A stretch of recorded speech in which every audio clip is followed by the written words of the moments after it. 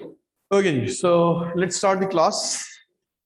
Today we have class number 7 and session number 19 2021.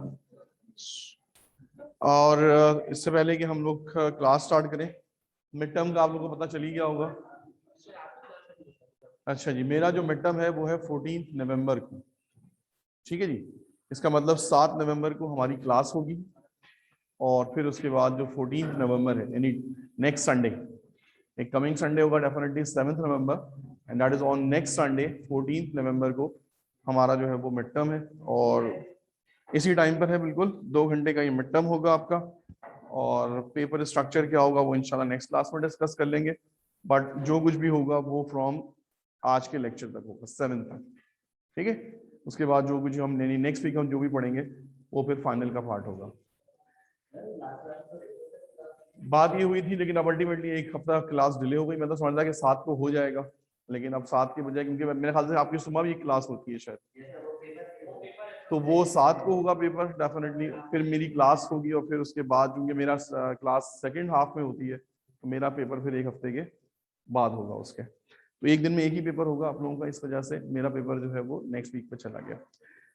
तो इस वजह से हमें फिर थोड़ा सा अपना सिलेबस ही बढ़ाना पड़ेगा डेफिनेटली, फिर फाइनल के लिए भी बहुत सारी चीजें जो है वो इकट्ठा हो जाएंगी। तो जनाब स्टार्ट करते हैं आज का लेक्चर। आज का लेक्चर जो है वो बड़ी इंटरेस्टिंग लेक्चर है, that is called capital budgeting techniques. कि कैपिटल बजटिंग क्या होती है पहले तो हम ये समझेंगे और फिर कैपिटल बजटिंग करने की कुछ टेक्निक्स होती हैं, इनको हमने जो है वो आज की क्लास में वाइंड अप करना है। It's a quite a lengthy topic, तो ये आज की क्लास में कवर नहीं हो सकेगा। नेक्स्ट क्लास भी हम जो है वो इसी के ऊपर रखेंगे, तो ये 2 क्लासों में जो है ये टॉपिक जो है हमारा चलेगा जी।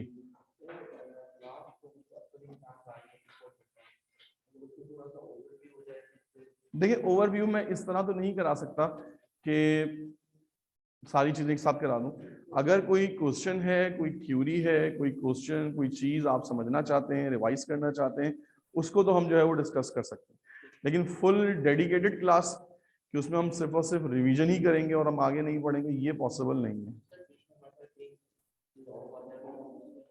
या ऑफ आने से ज्यादा अच्छा तरीका मेरे जहन में ये है कि हम एक क्लास जूम पे रख लेते हैं, ऑनलाइन रख लेते हैं। तो उसमें ये होगा कि आप लोग अपने कंफर्ट जोन में होंगे, मैं भी अपने कंफर्ट जोन में होऊंगा, और जिस स्टूडेंट की, और वो कोई कंपल्शन भी नहीं होगी, जिस स्टूडेंट की कोई क्यूरी है, कोई चीज समझना है, वो आके वो डिस्कस कर लेगा। सारे लोग ऑनलाइन होंगे तो जब कोई दूसरा सवाल पूछेगा तो उससे आपका काम भी जो है वो आसान हो जाएगा। कि हो सकता है कि ये क्या हुआ,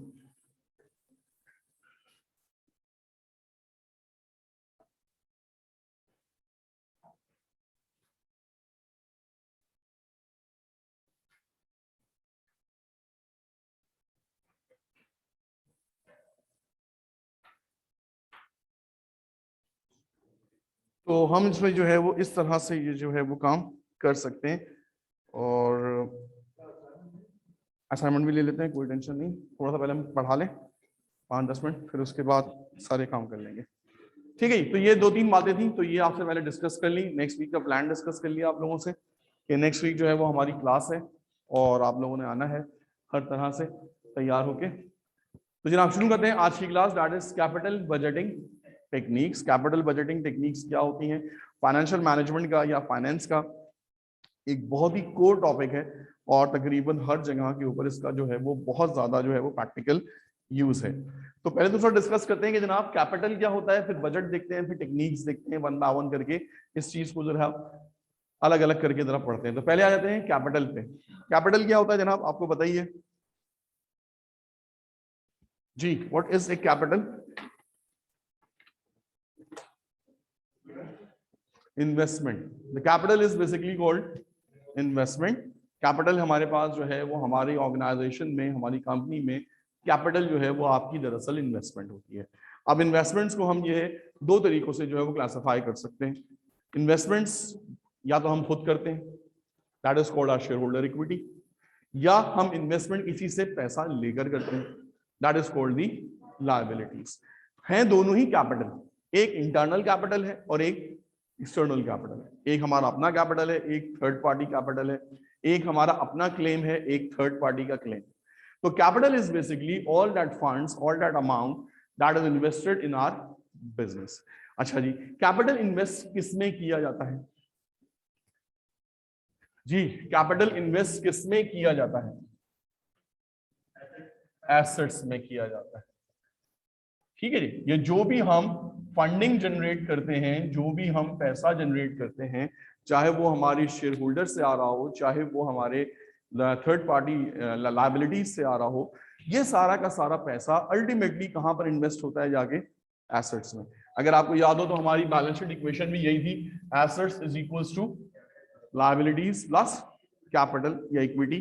तो इसका मतलब जो भी लायबिलिटी है, जो भी कैपिटल है, चाहे वो इंटरनल हो चाहे वो एक्सटर्नल हो, वो सारा का सारा पैसा आके कहां इन्वेस्ट डंप हो रहा होता है?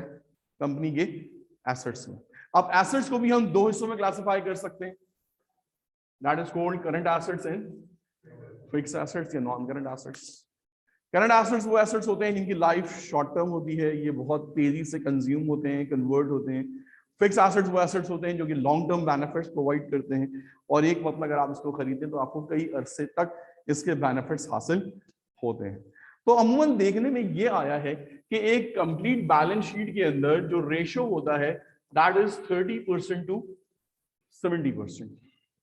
हमारी टोटल इक्विटी का, हमारे टोटल पैसों का तकरीबन 70% कहां पर इन्वेस्ट हुआ होता है? हमारे fix asset. They are the expensive items, land, building, furniture, equipments, plant and machinery, motor vehicles, they are the very expensive item. और ज्यादातर जो हमारी फंडिंग जनरेट होती है, जो पैसा हमारे पास आता है, ये ज्यादातर अल्टीमेटली कहां पर इन्वेस्ट हो रहा है? हमारे फिक्स एसेट्स में। हम बहुत ही कम या नॉमिनल अपने पास करंट एसेट्स जो है वो होल्ड करते हैं। अगर हमें नजर आ रहा होता है कि यार कैश थोड़ा ज्यादा हो गया है, तो हमारी पहली कोशिश ये होती है कि इस कैश को कहीं ना कहीं क्या कर दिया जाए? इन्वेस्ट कर दिया जाए। आपको अगर रिसीवेबल्स होते हैं, आपकी इन्वेंट्री होती है जो कि बड़ी कैलकुलेटेड होती है, ना हम इसको एक्सेसिव होल्ड कर सकते हैं, ना हम इसको नीचे होल्ड कर सकते हैं, क्योंकि ये भी अपने साथ एक कॉस्ट जो है वो लेकर आती हैं। रिसीवेबल्स अगर आप किसी को क्रेडिट पे सेल्स कर रहे हैं तो अपने साथ एक कॉस्ट लेकर आता है जो कि आपने बेयर करना होता है। ठीक है जी।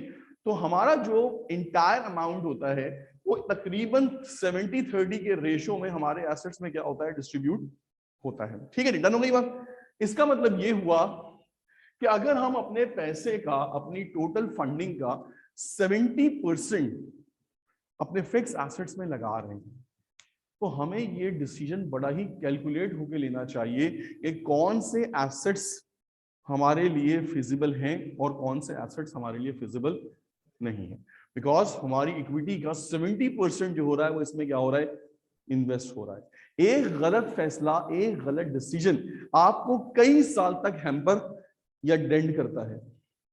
एक ऐसी चीज खरीद ली जिसकी फिलहाल हमको जरूरत नहीं थी, अल्टीमेटली वो चीज हमारे पास आ गई, वो चीज हमारे लिए अब काम की नहीं है, तो डेफिनेटली वो चीज क्या कर रही होती है? आपको एक लंबे अरसे तक जो होती है वो क्या कर रही होती है? आपको वो डेंट कर रही होती है कि यार, और आप अक्सर सोच रहे होते हैं कि यार ये मैंने गलत फैसला कर लिया। हमारी अपनी घरेलू जिंदगी में भी देखें, बहुत से हम ऐसी चीजें खरीद लेते हैं जो कि टेम्प्ट होकर हम खरीद लेते हैं, लेकिन फिर बाद में हमें उसका बड़ा रिग्रेट होता है कि नहीं यार, इतने पैसे जो है वो इतनी जगह पर इन्वेस्ट नहीं करने चाहिए थे।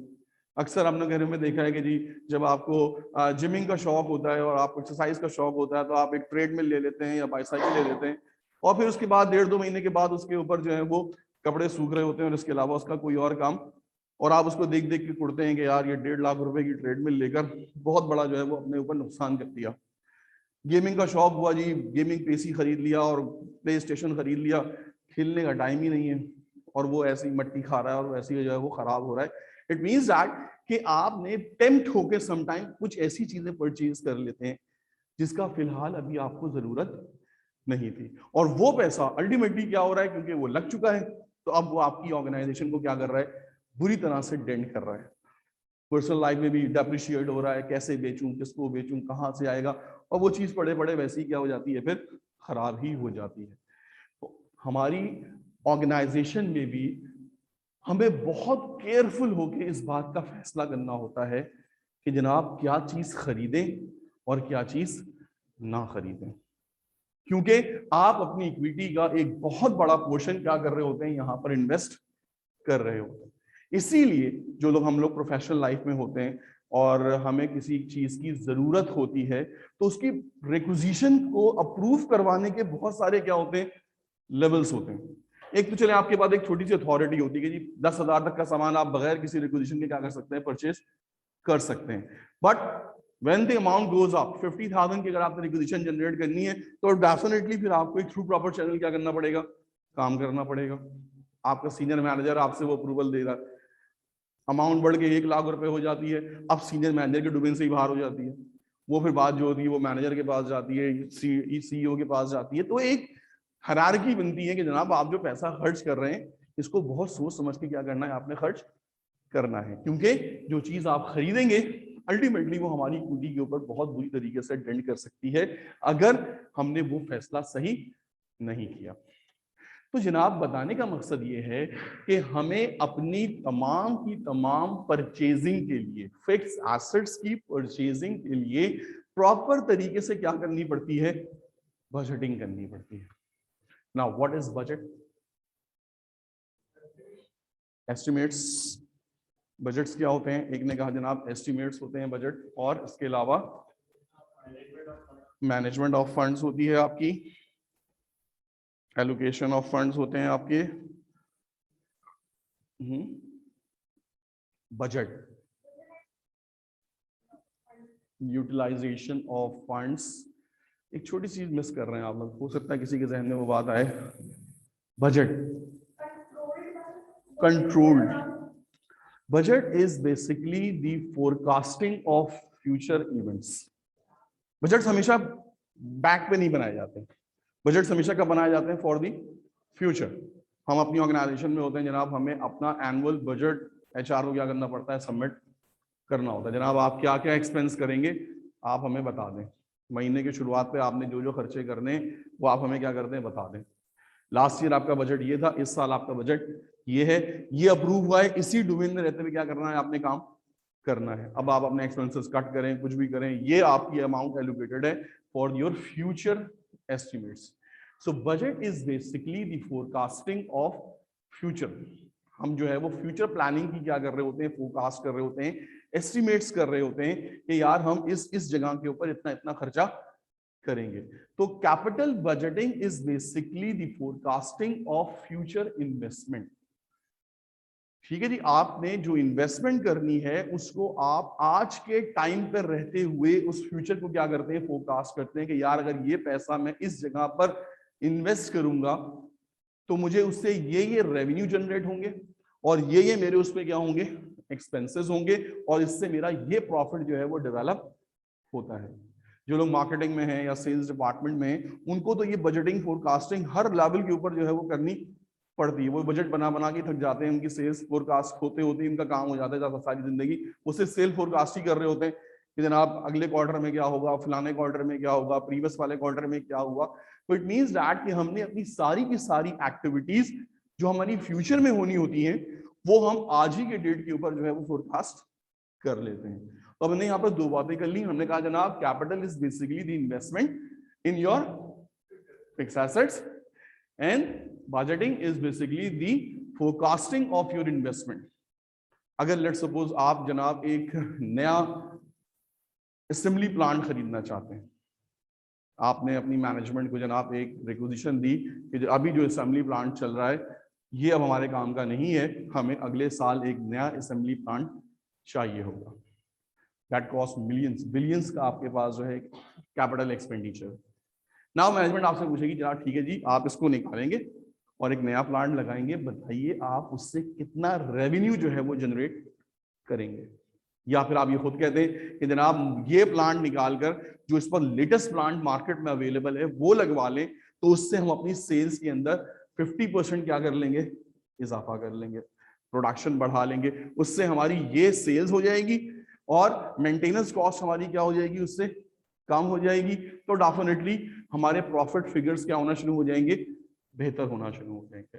तो आपने एक फोरकास्ट दिया, आपने एक प्लान दिया मैनेजमेंट को अगर वो प्लान समझ में आता है तो वो ये बजट क्या कर देगी, आपके लिए अप्रूव कर देगी, वरना पेंडिंग में डाल देगी, नहीं जी दोबारा फोरकास्ट करके लाइए, ये चीज जो है वो फिलहाल समझ में। So we need to understand few techniques in order to justify our investment proposal, कि जनाब हम जो इन्वेस्टमेंट प्रपोजल दे रहे हैं वो कुछ टेक्निक्स की बुनियाद पे दे रहे हैं, और ये टेक्निक्स बताती हैं कि क्या ये इन्वेस्टमेंट हमारे लिए फीजिबल है भी या नहीं है।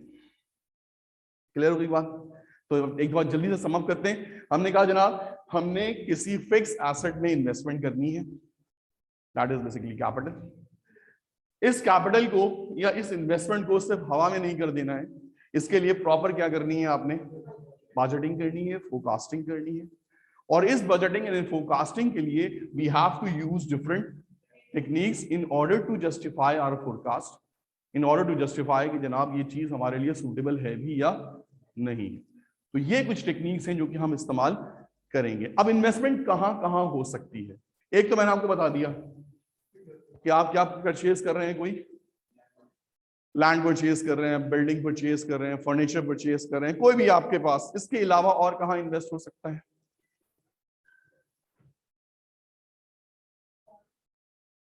इसके अलावा आप ये पैसा कहां, सिक्योरिटीज, तो ये अब थोड़ा सा इस डोमेन से बाहर निकले।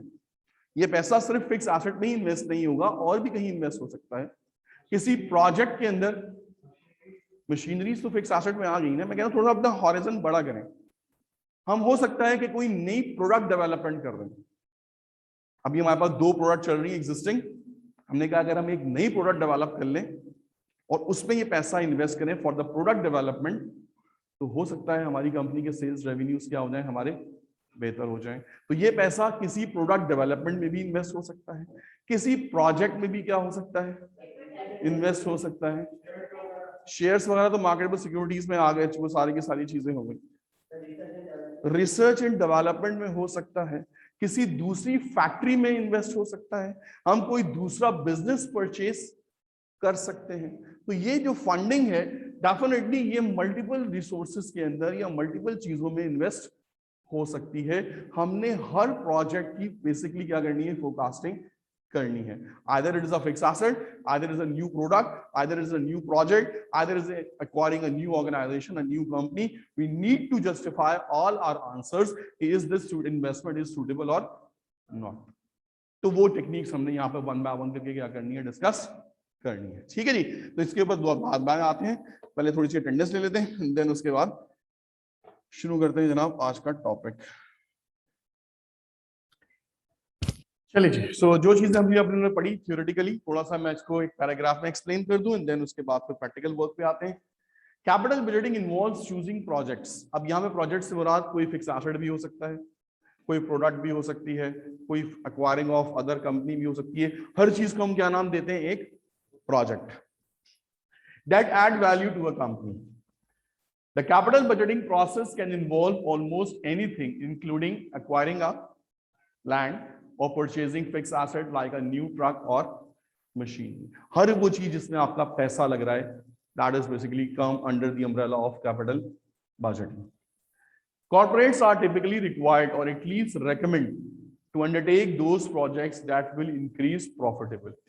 Common sense की बात है, हम सिर्फ उन्हीं प्रोजेक्ट्स को अंडरटेक करेंगे, हम सिर्फ उन्हीं प्रोजेक्ट्स को एक्सेप्ट करेंगे जो हमारी ओवरऑल फर्म की प्रॉफिटेबिलिटी में क्या करे, इजाफा करे। एक कंपनी, एक प्रोजेक्ट आपकी प्रॉफिटेबिलिटी में इजाफा नहीं कर रहा, डेफिनेटली उस चीज को जो है वो कभी भी जो है वो एक्सेप्ट नहीं किया जाएगा। एंड दस enhance the share holders wealth. और जब कंपनी की प्रॉफिटेबिलिटी बढ़ेगी तो डेफिनेटली उसका जो डायरेक्टली इफेक्ट पड़ेगा वो किसके पड़ेगा, शेयर होल्डर्स की वेल्थ पे। प्रॉफिटेबिलिटी बढ़ेगी, मार्केट में शेयर प्राइसेस बढ़ेंगी, शेयर प्राइसेस बढ़ेंगी, जिन लोगों ने हमारी कंपनी के शेयर्स परचेज किए हुए उनके शेयर्स की वैल्यू बढ़ेगी, डेफिनेटली उसकी वेल्थ में क्या होगा, शेयर होल्डर की वेल्थ में इजाफा होगा। Now we have few techniques, जो हमने बात की थी ना कि कैपिटल बजटिंग करने के लिए हमने कुछ टेक्निक्स यूज करनी है। These techniques are, first of all is payback period, then we have discounted payback period, third one is net present value, fourth one is internal rate of return, that is IRR. I hope कि ये चीजें आपने BF में की होंगी, business finance में। Good, मजा आएगा आज। Profitability index, and the last one is modified internal rate of return. So these are the 6 techniques that we are going to use in order to rectify our projects, in order to ascertain that this project is acceptable or not. ठीक है जी, done हो गया। जल्दी से copy कर लें 2 minute के अंदर, फिर स्टार्ट करते हैं 1 बाय 1 करके। आज की क्लास में आपको मुझे ये 6 टेक्निक्स जो है वो सिखानी है। आज की क्लास जब खत्म हो तो आपको ये 6 की 6 टेक्निक्स बड़ी जबरदस्त तरीके से आ जानी चाहिए।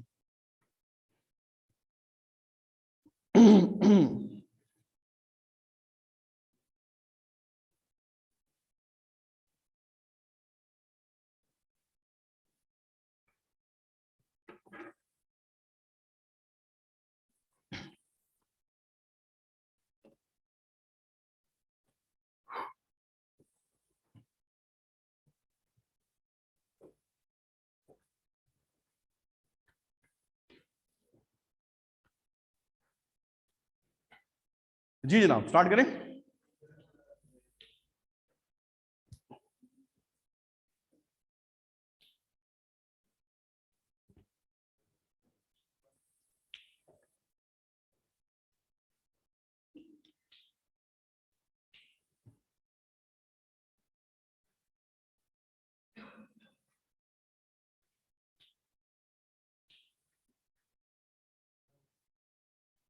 Okay, so let's start with the first one.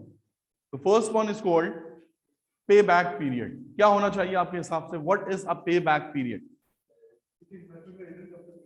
किसी प्रोजेक्ट का रिटर्न कब तक मिल जाएगा? इसके अलावा payback period,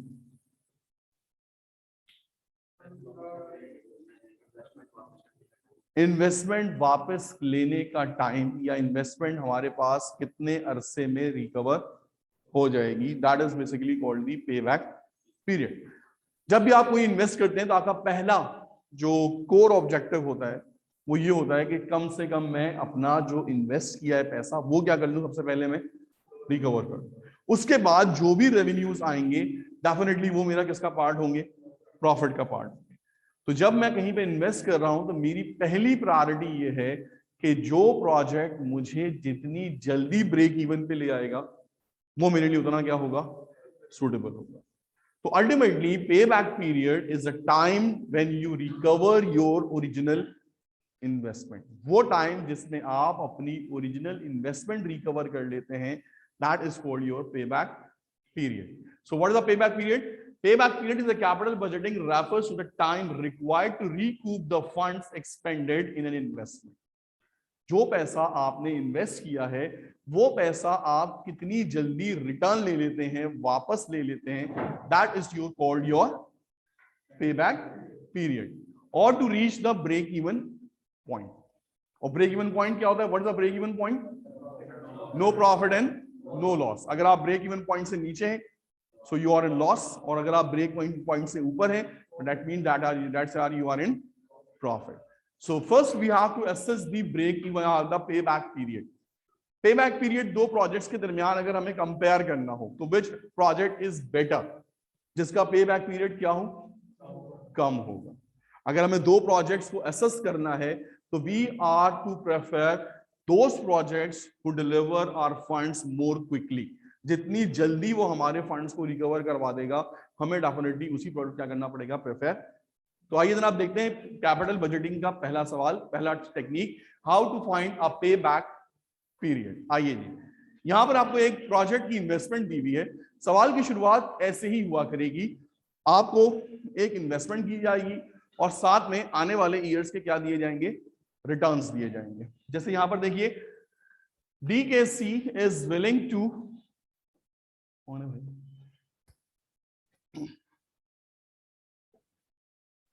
DKC is willing to undertake a project X and forecasted the following cash flows for the next 6 years. ठीक है जी, हम कोशिश कर रहे हैं जनाब कि हमारे पास एक प्रोजेक्ट आ जाए DKC कंपनी, और वो ये कह रही है कि जनाब जब आप cost of the project is 1 lakh, 1 lakh रुपए आपने आज क्या करने होंगे? इसमें इन्वेस्ट करने होंगे।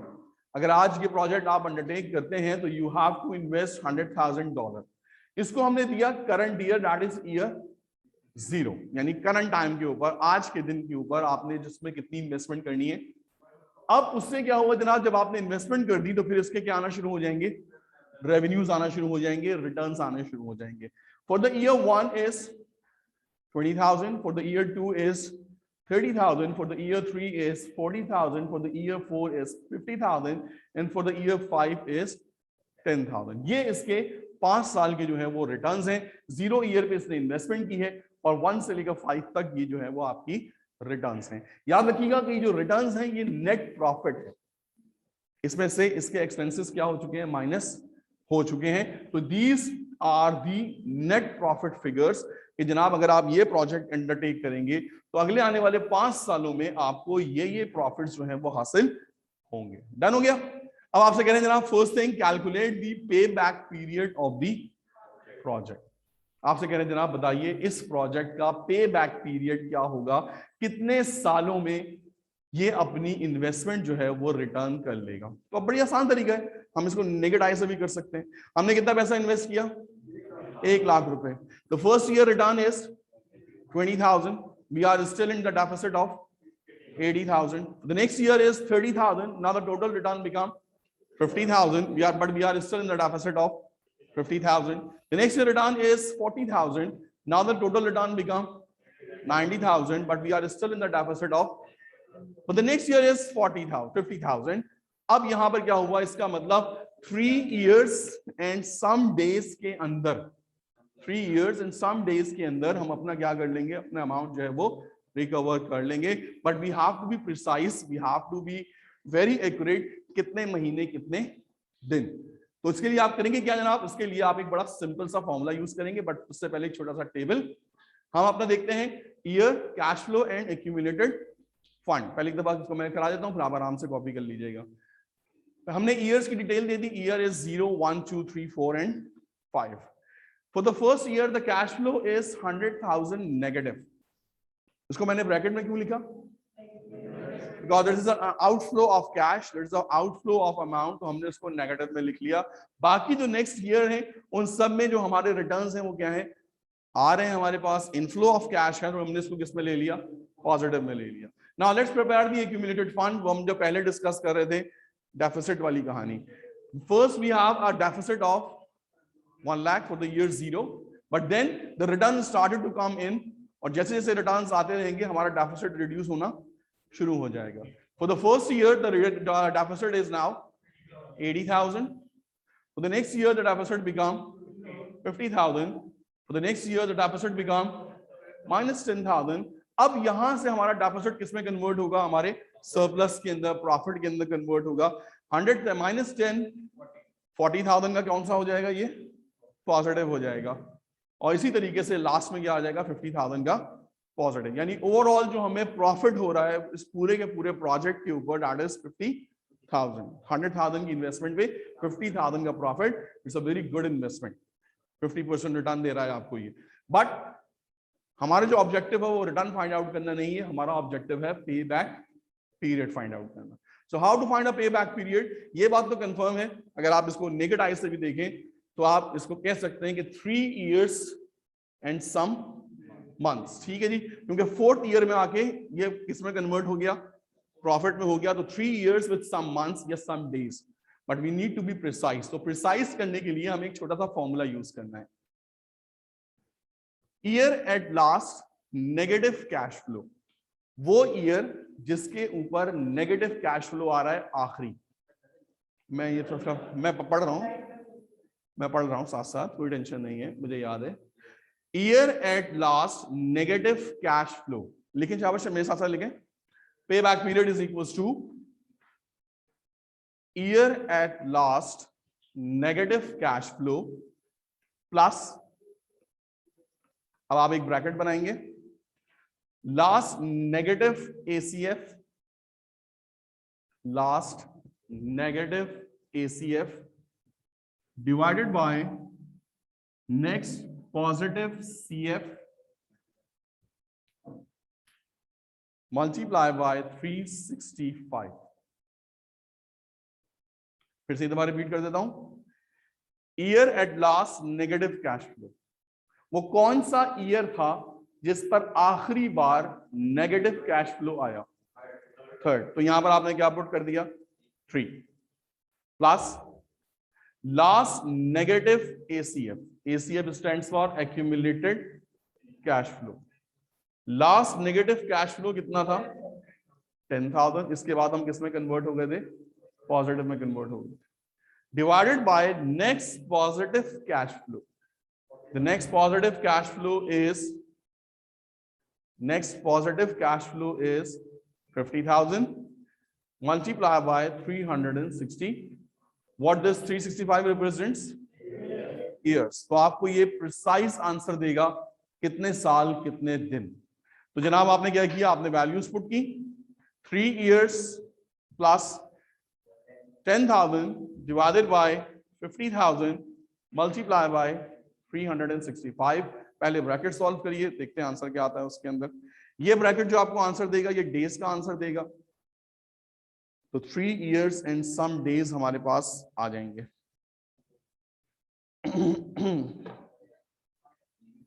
नहीं जी, प्लस में ही लेना है, सिर्फ ये बताने के लिए बताया कि ये नेगेटिव कैश फ्लो की फिगर उठानी, लेंगे इसको पॉजिटिव में ही।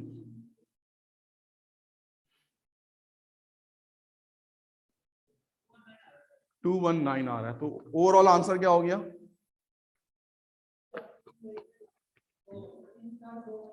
3 साल 219 दिन। ठीक है, देखते हैं मेरा आंसर क्या आता है। मेरा आंसर जो आ रहा है वो आ रहा है बिल्कुल 73 डेज आ रहा है। देखिए कुछ घपला किया आप लोगों ने, 73 आ रहा है। चलो 3 years and 73 days।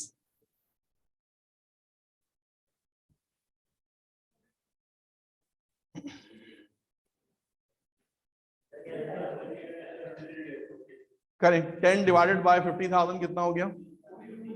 0.2 multiply by 365 73 आ गया। तो 73 ये फिगर बन गई और 3 years वैसे ही कांस्टेंट था। तो इट मींस दैट प्लस नहीं करना, बस ये कि 3 years and 73 days, ये एंड में आंसर दे देता है आपको कि कितने साल कितने दिन। तो 3 years and 73 days के अंदर हम अपनी ओरिजिनल इन्वेस्टमेंट जो है वो रिकवर कर लेंगे। अच्छा जी, which payback period is better, larger या स्मॉल, बड़ा या कम? Obviously the less the better, जितना कम होगा पे बैक पीरियड उतने ही हमारे प्रोजेक्ट्स के लिए क्या है वो मैनेजेबल है, उतने ही हमारे लिए बेहतर है। ठीक है जी, आज की हमारी क्लास, ये जो चैप्टर होता है बेसिकली 2 तरह से होता है। एक होते हैं स्टैंड अलोन प्रोजेक्ट्स और दूसरे जो होते हैं वो होते हैं चॉइसेस। 2 प्रोजेक्ट हैं और उसमें से क्या करना है, आपने एक प्रोजेक्ट जो है वो चूज करना होता है। तो वो हम करेंगे इंशाल्लाह नेक्स्ट टॉपिक के अंदर नेक्स्ट वीक। आज की क्लास में हम सिर्फ स्टैंड अलोन जो प्रोजेक्ट्स हैं उनको देख रहे हैं कि उसके लिए जो टेक्निक्स हो रही हैं वो कौन कौन सी हो रही है। तो the first thing is payback period. I hope इसमें आपको कोई इशू नहीं हुआ होगा। डन हो गया? तो the first technique is complete, payback period. Now moving on to the next one is net present value, NPV. The next technique is NPV.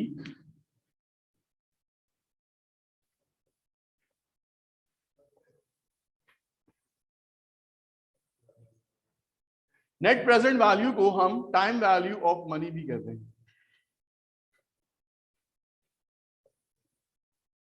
इसको डिस्काउंटेड वैल्यू ऑफ मनी भी कहा जाता है। इसके 2-3 नाम हैं, net present value, time value of money या discounted value of our cash flows. अच्छा जी, कॉन्सेप्ट क्या है पहले तो ये समझ लीजिए, फिर उसके बाद ये कॉन्सेप्ट हम पहले भी एक दफा काफी डिटेल में डिस्कस कर चुके हैं। अगर आपको याद हो तो हमने डिस्काउंट पीरियड या डिस्काउंट रेट आपको समझाया था कि किस तरह से हम अपने फ्यूचर कैश फ्लोज को आज के दिन पे क्या करते हैं, कन्वर्ट करते हैं। उसके लिए आपको एक डिस्काउंटिंग फैक्टर की जरूरत पड़ती है। अच्छा जी, हो क्या रहा है यहाँ पे देखिएगा, सपोज कर लें कि ईयर 0 के ऊपर हमने 10,000 रुपए इन्वेस्ट किए और 1 साल के बाद हमें उसका रिटर्न आया, लेट सपोज कितना, 11,000 रुपए। अब नेकेड आई से देखने में तो ये लग रहा है कि हमें इसमें कितना प्रॉफिट हो रहा है, 1,000 रुपए। लेकिन बीच में जो चीज इन्वॉल्व है वो है टाइम वैल्यू, जिसको आप इन्फ्लेशन भी कह सकते हैं। अगर इन्फ्लेशन का रेट ज्यादा है तो जैसे जैसे इन्फ्लेशन बढ़ती है रुपया अपनी वैल्यू क्या करता है, कम करता है। अगर इन्फ्लेशन सपोज कर लेते हैं कि जनाब 20% है तो इसका मतलब जो हमारा अमाउंट है वो 1 साल के बाद अपनी 20,000 वैल्यू क्या कर देगा, लूज कर देगा 20%। तो हमने इन दोनों वैल्यू के दरमियान कंपैरिजन उस वक्त तक नहीं हो सकता जब तक इस 11,000 को हम टाइम 0 पे कन्वर्ट ना करें। जब तक हम इसको टाइम 0 में कन्वर्ट नहीं करेंगे, हम कभी भी उस चीज को जो है वो कंपेयर आपस में नहीं कर सकते। तो डिस्काउंट फैक्टर क्या करता है कि फ्यूचर कैश फ्लोस को या फ्यूचर वैल्यू को कन्वर्ट करता है किसके अंदर, प्रेजेंट वैल्यू के अंदर। कि जनाब जो आपको 11,000 रुपए 1 साल के बाद मिलेगा, उसकी आज की वैल्यू क्या है। तभी ये पता चलेगा कि हमें इस प्रोजेक्ट में इन्वेस्ट करना चाहिए या नहीं करना चाहिए। सपोज कर ले हम निकालते हैं वैल्यू, तो आंसर आता है 9,800। यानी आज की तारीख में हम 10,000 रुपए इन्वेस्ट करेंगे, तो जो अगले साल हमको 11,000 रुपए मिलेगा, उसकी आज की वैल्यू क्या है। तो क्या ये प्रोजेक्ट एक्सेप्ट करना चाहिए। इसमें हमें 200 का क्या हो रहा है, नुकसान हो रहा है। हालांकि देखने में तो लग रहा है कि 1,000 का फायदा है, लेकिन वो 1,000 का फायदा जब वो डिस्काउंट से गुजरा, उसने उसको फिल्टर किया, उस पर इन्फ्लेशन रेट अप्लाई किया, तो वो वैल्यू जो कि 1,000 के प्रॉफिट में नजर आ रही थी, जब आज की डेट में कन्वर्ट हुई, तो वो 200 का क्या बन गई, लॉस बन गई, और आपको नेगेटिव एनपीवी मिली 200 रुपए की। हम कभी भी नेगेटिव एनपीवी को एक्सेप्ट नहीं करते। हमें उसके लिए क्या चाहिए होती है, हमेशा एक पॉजिटिव एनपीवी चाहिए होती है। पॉजिटिव एनपीवी मींस कि ये प्रोजेक्ट आपको अल्टीमेटली क्या कर रहा है, कोई ना कोई प्रॉफिट जो है वो रिटर्न कर रहा है। So negative NPV is rejected. Straight away rule है हमारा कि हम नेगेटिव एनपीवी को क्या कर देते हैं, रिजेक्ट कर देते हैं। कभी भी हम प्रोजेक्ट को सॉल्व करें, आंसर नेगेटिव आए, we have to reject the project, and positive NPV we have to accept the project। हमें जनाब पॉजिटिव एनपीवी के ऊपर प्रोजेक्ट को क्या कर लेना होता है, एक्सेप्ट करना होता है। इसका मतलब कि ये प्रोजेक्ट हमको कोई ना कोई प्रॉफिट जो है वो प्रोवाइड कर रहा है। इस प्रॉफिट की वजह से कंपनी की प्रॉफिटेबिलिटी बढ़ेगी, कंपनी की प्रॉफिटेबिलिटी बढ़ेगी, मार्केट में शेयर वैल्यू बढ़ेगी, शेयर वैल्यू बढ़ेगी, शेयर होल्डर की वेल्थ में क्या होगा, इजाफा होगा। अब ये डिस्काउंट फैक्टर निकालते कैसे हैं। By default discount factor is 10%। By default अगर सवाल में कभी डिस्काउंट फैक्टर गिवन ना हो, तो बाय डिफॉल्ट हम डिस्काउंट फैक्टर क्या लेंगे, 10%। That's the rule, that is the understood. लेकिन ऐसा होता नहीं है। अमूमन 99.99% केसेस के अंदर वो आपको डिस्काउंट फैक्टर दिया जाता है कि आपने किस अमाउंट को किस डिस्काउंट फैक्टर से फिल्टर करके उसको आज की वैल्यू में क्या करना है, कन्वर्ट करना है। सपोज कर लें जनाब कि आपके पास डिस्काउंट फैक्टर दिया हुआ है 10%, जो आपका डिस्काउंट रेट भी कहलाएगा, कैपिटलाइजेशन रेट भी कहलाएगा। इसके 2-3 नाम हैं। इसको डिस्काउंट फैक्टर कॉमन में कहा जाता है, कैपिटलाइजेशन रेट भी कहा जाता है, हर्डल रेट भी कहा जाता है, मिनिमम रेट ऑफ रिटर्न भी कहा जाता है, but the common name is discount rate. Maximum यही वर्ड आता है, लेकिन अगर इसके अलावा कोई वर्ड यूज हो जाए तो उससे कंफ्यूज मत हो जाएगी, कॉन्सेप्ट एक ही है। डन हो गई बात। अगर आपने इसका डिस्काउंट फैक्टर बनाना है तो उसके लिए आप एक फॉर्मूला यूज करते हैं 1 + r की पावर n। ठीक है जी, 1 + r की पावर। ये फॉर्मूला आपको दरअसल हर वैल्यू का डिस्काउंट फैक्टर निकालकर देता है। सपोज कर ले हमने 10% का बनाना है, तो सबसे पहला काम हम ये करेंगे कि 10% की परसेंटेज रिमूव कर लेंगे बाय डिवाइडिंग इट बाय 100। तो इट विल बिकम 0.10 या 0. जो भी है, ठीक है जी, 1 हो गया। Now let's put it into this formula. 1 + r की वैल्यू क्या थी, 0.1। दोनों को हम प्लस कर लेते हैं, 1.10 जो भी है। जरा डिवाइड करिए कैलकुलेटर से, शाबाश। 1 divided by 1.10, answer should be 0.909. For the first year, the discount factor is 0.90. अगर हमें नेक्स्ट ईयर का चाहिए, नहीं, इसी आंसर को दोबारा किससे डिवाइड करेंगे, 1.10 से। तरीका वो वाला भी सही है, इस पे क्या ले लें हम, स्क्वायर ले लें, लेकिन कितनी दफा करेंगे, तो आसान तरीका ये, जो आंसर आए उसको दोबारा किससे डिवाइड करें, 1.10 से। देखिए जरा क्या आता है, 0.826। नेक्स्ट डिस्काउंट फैक्टर तैयार हो गया। तीसरे साल के लिए क्या हो जाएगा,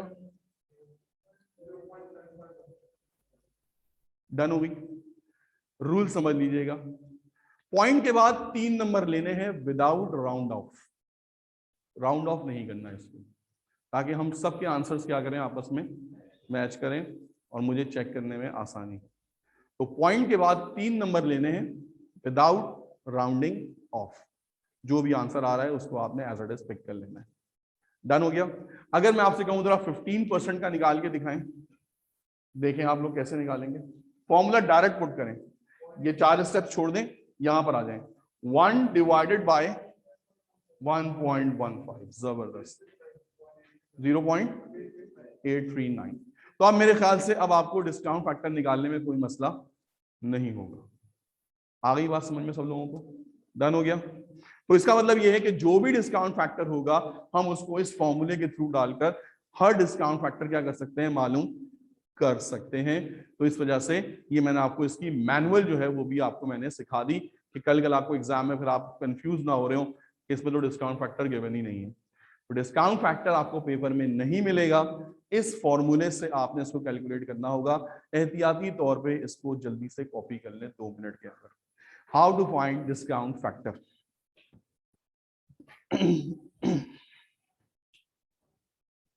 1 डिवाइडेड बाय 1 प्लस आर की पावर n।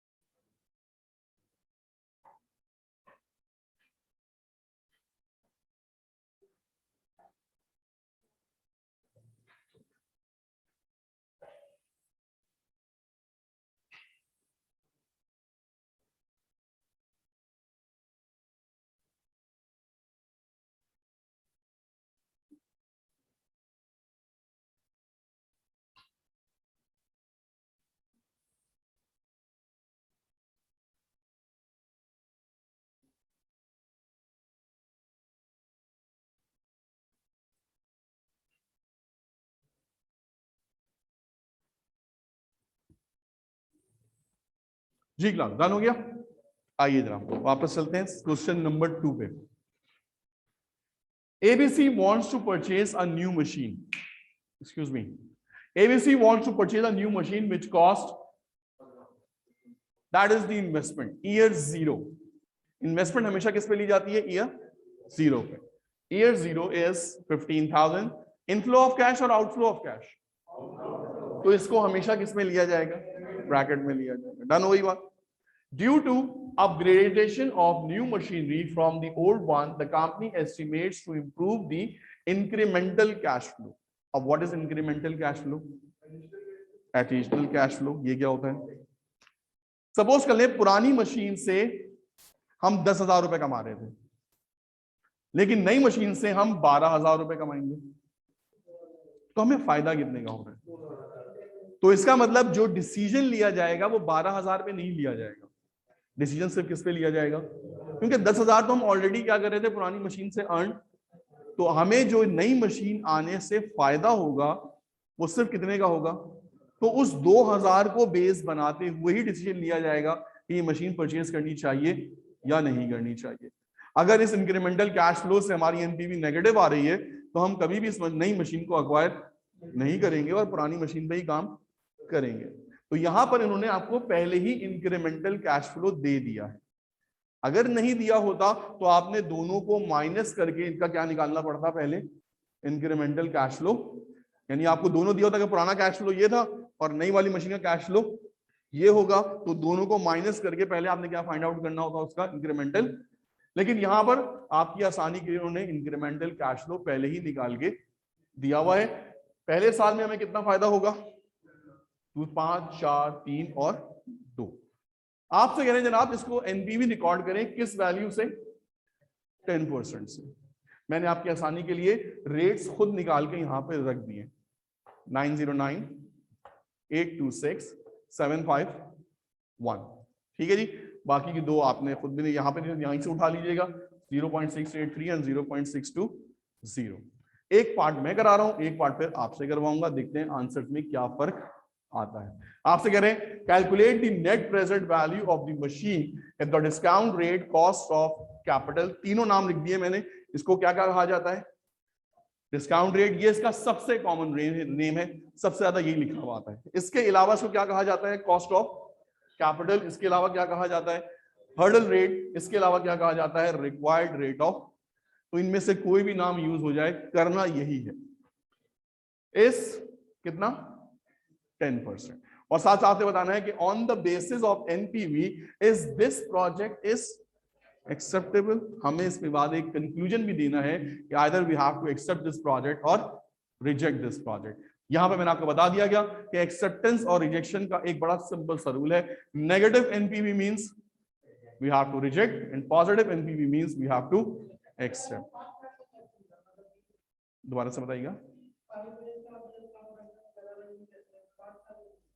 क्योंकि हमने इसके 5 साल के ही जो है वो रेवेन्यूज दिए हुए थे कि ये मशीन हमारे पास कब तक काम करेगी, 5 साल तक जो है वो काम ये करेगी। तो डेफिनेटली हमें डिस्काउंट रेट भी कितने अरसे का चाहिए होगा, 5 ईयर्स का ही चाहिए होगा। ठीक है, तो 3 साल के तो मैंने यहाँ पे करवा ही दिया था, चौथा पांचवा आप खुद भी यहाँ पे कैलकुलेट कर सकते हैं। आइए जरा देखते हैं क्या आता है आंसर हमारा।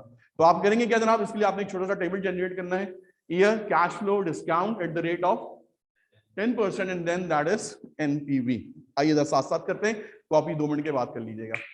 सबसे पहले हमने जनाब ईयर 0 से स्टार्ट करना है। ईयर 0 क्या रिप्रेजेंट करता है, हमारी investment, that is outflow of cash. कितना कैश था हमारा, 15,000 का हमारा जो था वो कैश आउटफ्लो था।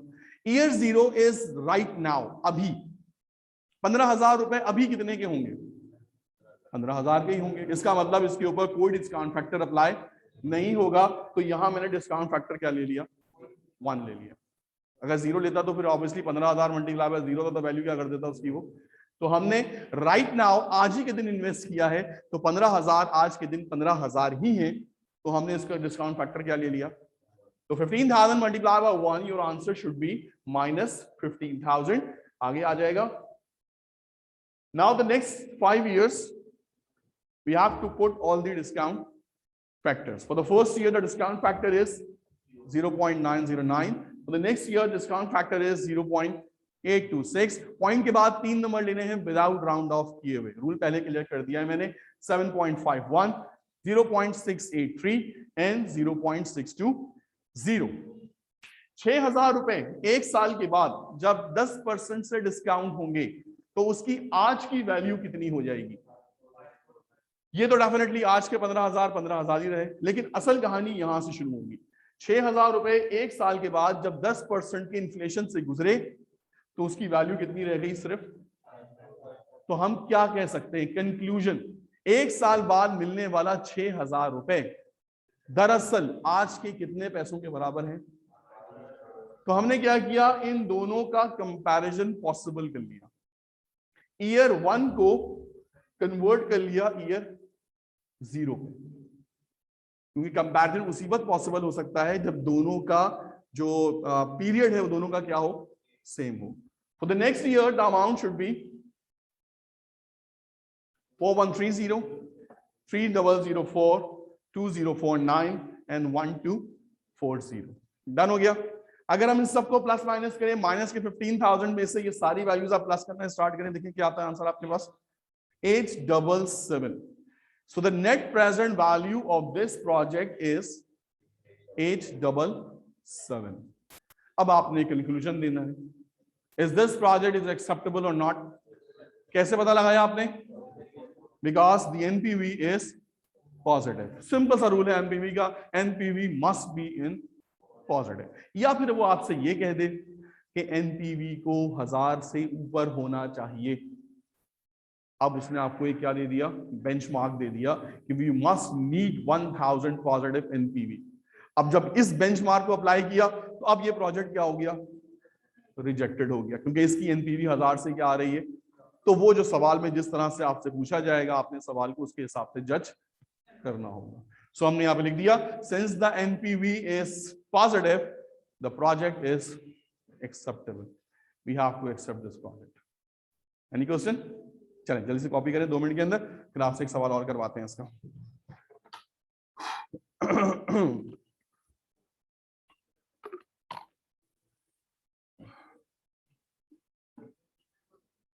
जी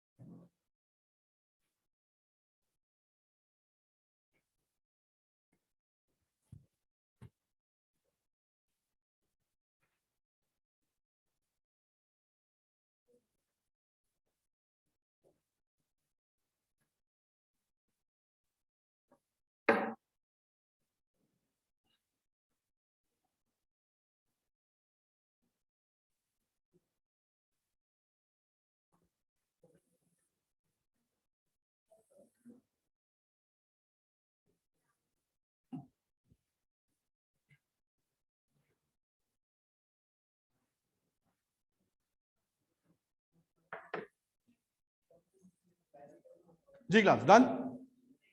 आइए इसी सवाल को अब आपने एक और रेट से करना है, that is 15% discount factor. Now you have to take at the rate of, चलिए सॉल्व करें जल्दी से 5 मिनट के अंदर, देखते हैं आपका आंसर क्या आता है।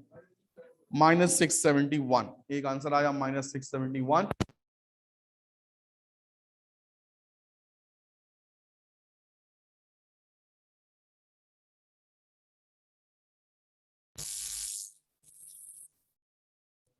हाँ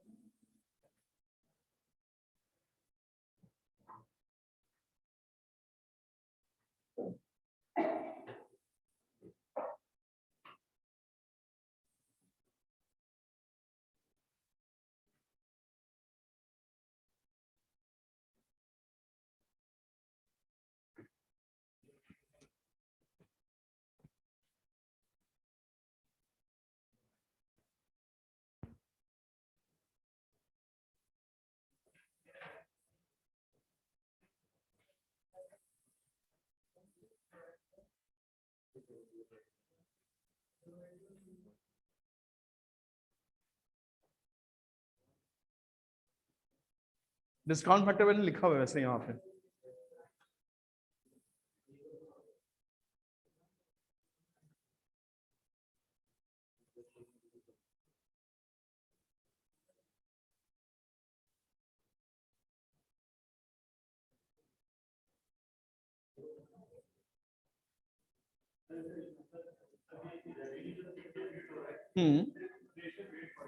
अब इन्फ्लेशन रेट बढ़ेगा तो डेफिनेटली उसने क्या कर दिया, टाइम वैल्यू ऑफ मनी की वजह से वैल्यू क्या कर दी, कम कर दी, और आपका पॉजिटिव एनपीवी किस में कन्वर्ट हो गया, नेगेटिव। अब डेफिनेटली हम ये प्रोजेक्ट क्या करेंगे, एक्सेप्ट रिजेक्ट कर देंगे।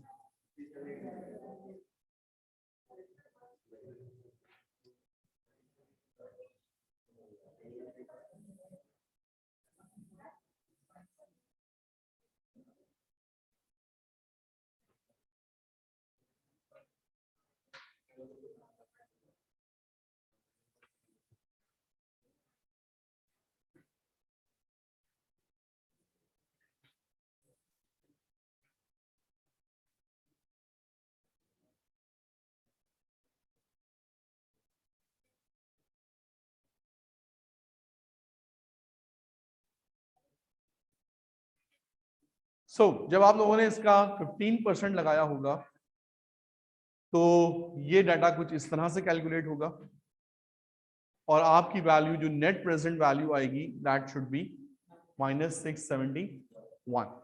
इसका मतलब ये हुआ, दो बातें यहां से कंक्लूड हुई। पहली बात जो कि बेहतर ये है कि इन्फ्लेशन अगर बढ़ेगी तो डेफिनेटली हमारा जो कॉस्ट ऑफ प्रोजेक्ट है वो बढ़ जाएगा। जब कॉस्ट ऑफ प्रोजेक्ट बढ़ेगा तो डेफिनेटली हमारे जो रिटर्न्स हैं उनकी वैल्यू क्या हो जाएगी, कम हो जाएगी। दूसरा कि अगर हम अपना रिक्वायर्ड रेट ऑफ रिटर्न बढ़ाएंगे, पहले हम सिर्फ 10% रिक्वायर्ड कर रहे थे, हम सिर्फ ऐसे प्रोजेक्ट को एक्सेप्ट कर रहे थे जो हमें कितना रिटर्न दे दे, लेकिन अब हमारी कंपनी ने कहा है नहीं जनाब, हम सिर्फ वो प्रोजेक्ट एक्सेप्ट करेंगे जो हमें कितना रिटर्न प्रोवाइड करेगा, 15%। इसका मतलब 15% के जब इसको बेंचमार्क पे रखा तो फिर ये प्रोजेक्ट पूरा रिजेक्ट हो गया कि ये प्रोजेक्ट 15% रिटर्न आपको नहीं दे रहा। अब जब नहीं दे रहा तो डेफिनेटली हमारी पॉलिसी यही है कि हम सिर्फ ऐसे प्रोजेक्ट को एक्सेप्ट करते हैं जो 15% रिटर्न दे। इस वजह से इस प्रोजेक्ट को क्या कर दिया जाएगा, रिजेक्ट कर दिया जाएगा। Since the NPV is negative, project is not acceptable. Done हो गया? Any problem? This is the second technique. The first technique is payback period. The second technique is net present value. आइए third की तरफ चलते हैं, फिर उसके बाद ब्रेक करेंगे। बिल्कुल उसी तरफ जा रहे हैं। The third technique is discounted payback period. ठीक है जी। इससे पहले भी हमने एक payback period कैलकुलेट किया था। क्या था? That is the time that in which we have received our initial investment. ये वो टाइम होता है जिसमें हम अपनी इनिशियल इन्वेस्टमेंट क्या कर लेते हैं, रिकवर कर लेते हैं। पे बैक पीरियड में और डिस्काउंटेड पे बैक पीरियड में एक जरा सा छोटा सा फर्क है। Technique is completely same. उसमें जो था वो हम कैश फ्लोज को एज इट इज ले लेते थे, हम उसके ऊपर टाइम वैल्यू ऑफ मनी का कॉन्सेप्ट अप्लाई नहीं करते थे, इसलिए आंसर थोड़ा सा अनरियलिस्टिक होता है। हमें पता है कि वक्त के साथ साथ रुपया अपनी वैल्यू क्या करता है। तो डिस्काउंटेड पे बैक में ये कहते हैं कि पहले आप अपने रिटर्न्स को क्या करा लें, डिस्काउंट करवा लें, और फिर जो डिस्काउंटेड कैश फ्लो आए उसके ऊपर क्या कैलकुलेट करें, पे बैक पीरियड। क्योंकि जो 12,000 रुपए आपको मिलेंगे वो 12,000 रुपए एक साल के बाद उसकी वैल्यू क्या हो चुकी होगी, कम हो चुकी होगी। तो अब आप 12,000 को पहले डिस्काउंट के फिल्टर से गुजार लें, उसकी करंट वैल्यू मालूम कर लें, और उसके बाद उसका क्या मालूम करें, पे बैक पीरियड मालूम करें, तो उससे आपको एक रियलिस्टिक आंसर जो है वो मिलेगा। So it means that consider the for giving information in question number 2। अभी जो हमने क्वेश्चन नंबर 2 सॉल्व किया है उसी को हम उठाते हैं, नया सवाल नहीं लेते। Calculate discounted payback period using a discount rate of 10%। तो जो सवाल अभी हमने किया था पिछला वाला, उसी डाटा को पिक कर लेते हैं, नया डाटा नहीं उठाते, और 10% का जो रेट था उसको सामने रखते हुए हम क्या निकालते हैं, इसका discounted payback period.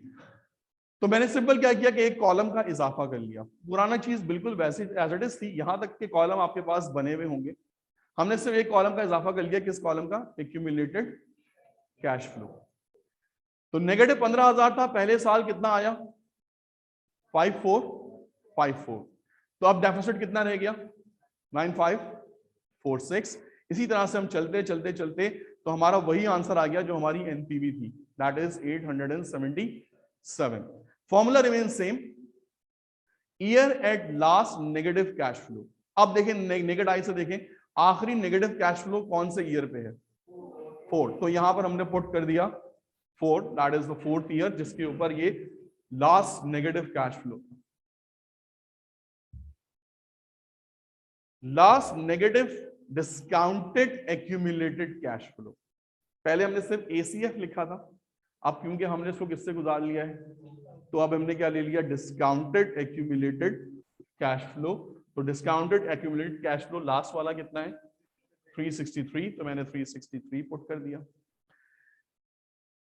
Next positive discounted cash flow, next positive cash flow is 2049, sorry, so next positive, this is 1240 multiplied by 365 which represent the year. So your answer should be 4 years and 107 days. चलें जी copy कर लें जल्दी से।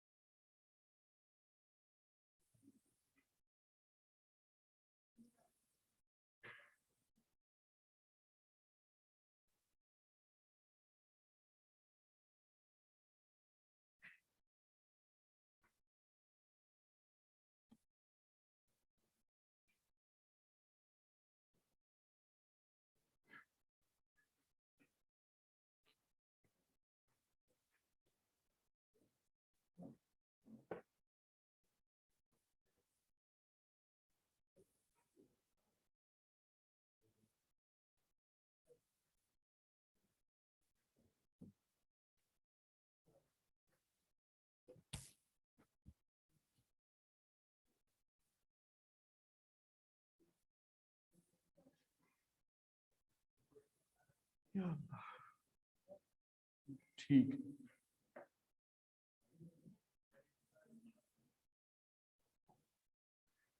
Capital budgeting में अभी तक हम लोग 50% अपनी टेक्निक्स कर चुके हैं। स्टार्ट अगर आपको याद हो तो हमने किया था पे बैक पीरियड से, then we have calculated NPV and then we have calculated discounted payback period. Now we are moving towards the next one, that is IRR. IRR stands for internal rate of return. ठीक है जी, अब ये internal rate of return क्या होता है और इसको किस तरीके से हम इस्तेमाल करते हैं और क्या इसकी इफेक्टिवनेस है, आइए जरा इसको डिस्कस करते हैं। First let's discuss what is IRR। अभी तक अगर आपको याद हो पिछले सवाल में हमने एक क्वेश्चन के अंदर दो एनपीवीज निकाली थी, एक हमने निकाली थी 10% के ऊपर और एक हमने निकाली थी 15% के ऊपर। जो हमने 10% पे निकाली थी आई गेस उसका आंसर था प्लस का 877 और जो हमने 15% पे निकाली थी इसका आंसर था आई गेस माइनस का 671। तो एक बात ये कंफर्म हो रही है कि जैसे जैसे हमारा रिक्वायर्ड रेट ऑफ रिटर्न बढ़ता चला जाएगा, डिस्काउंटिंग फैक्टर हमारा बढ़ता चला जाएगा, हमारी एनपीवी उतनी ही किसमें होनी शुरू हो जाएगी, नेगेटिव होना शुरू हो जाएगी। और जैसे जैसे हम अपना रिक्वायर्ड रेट ऑफ रिटर्न कम करते रहेंगे हमारी एनपीवी क्या होती शुरू हो जाएगी। इसका मतलब ये हुआ कि इस 10 और 15 के बीच में कोई एक ब्रेक इवन पॉइंट भी एग्जिस्ट कर रहा है।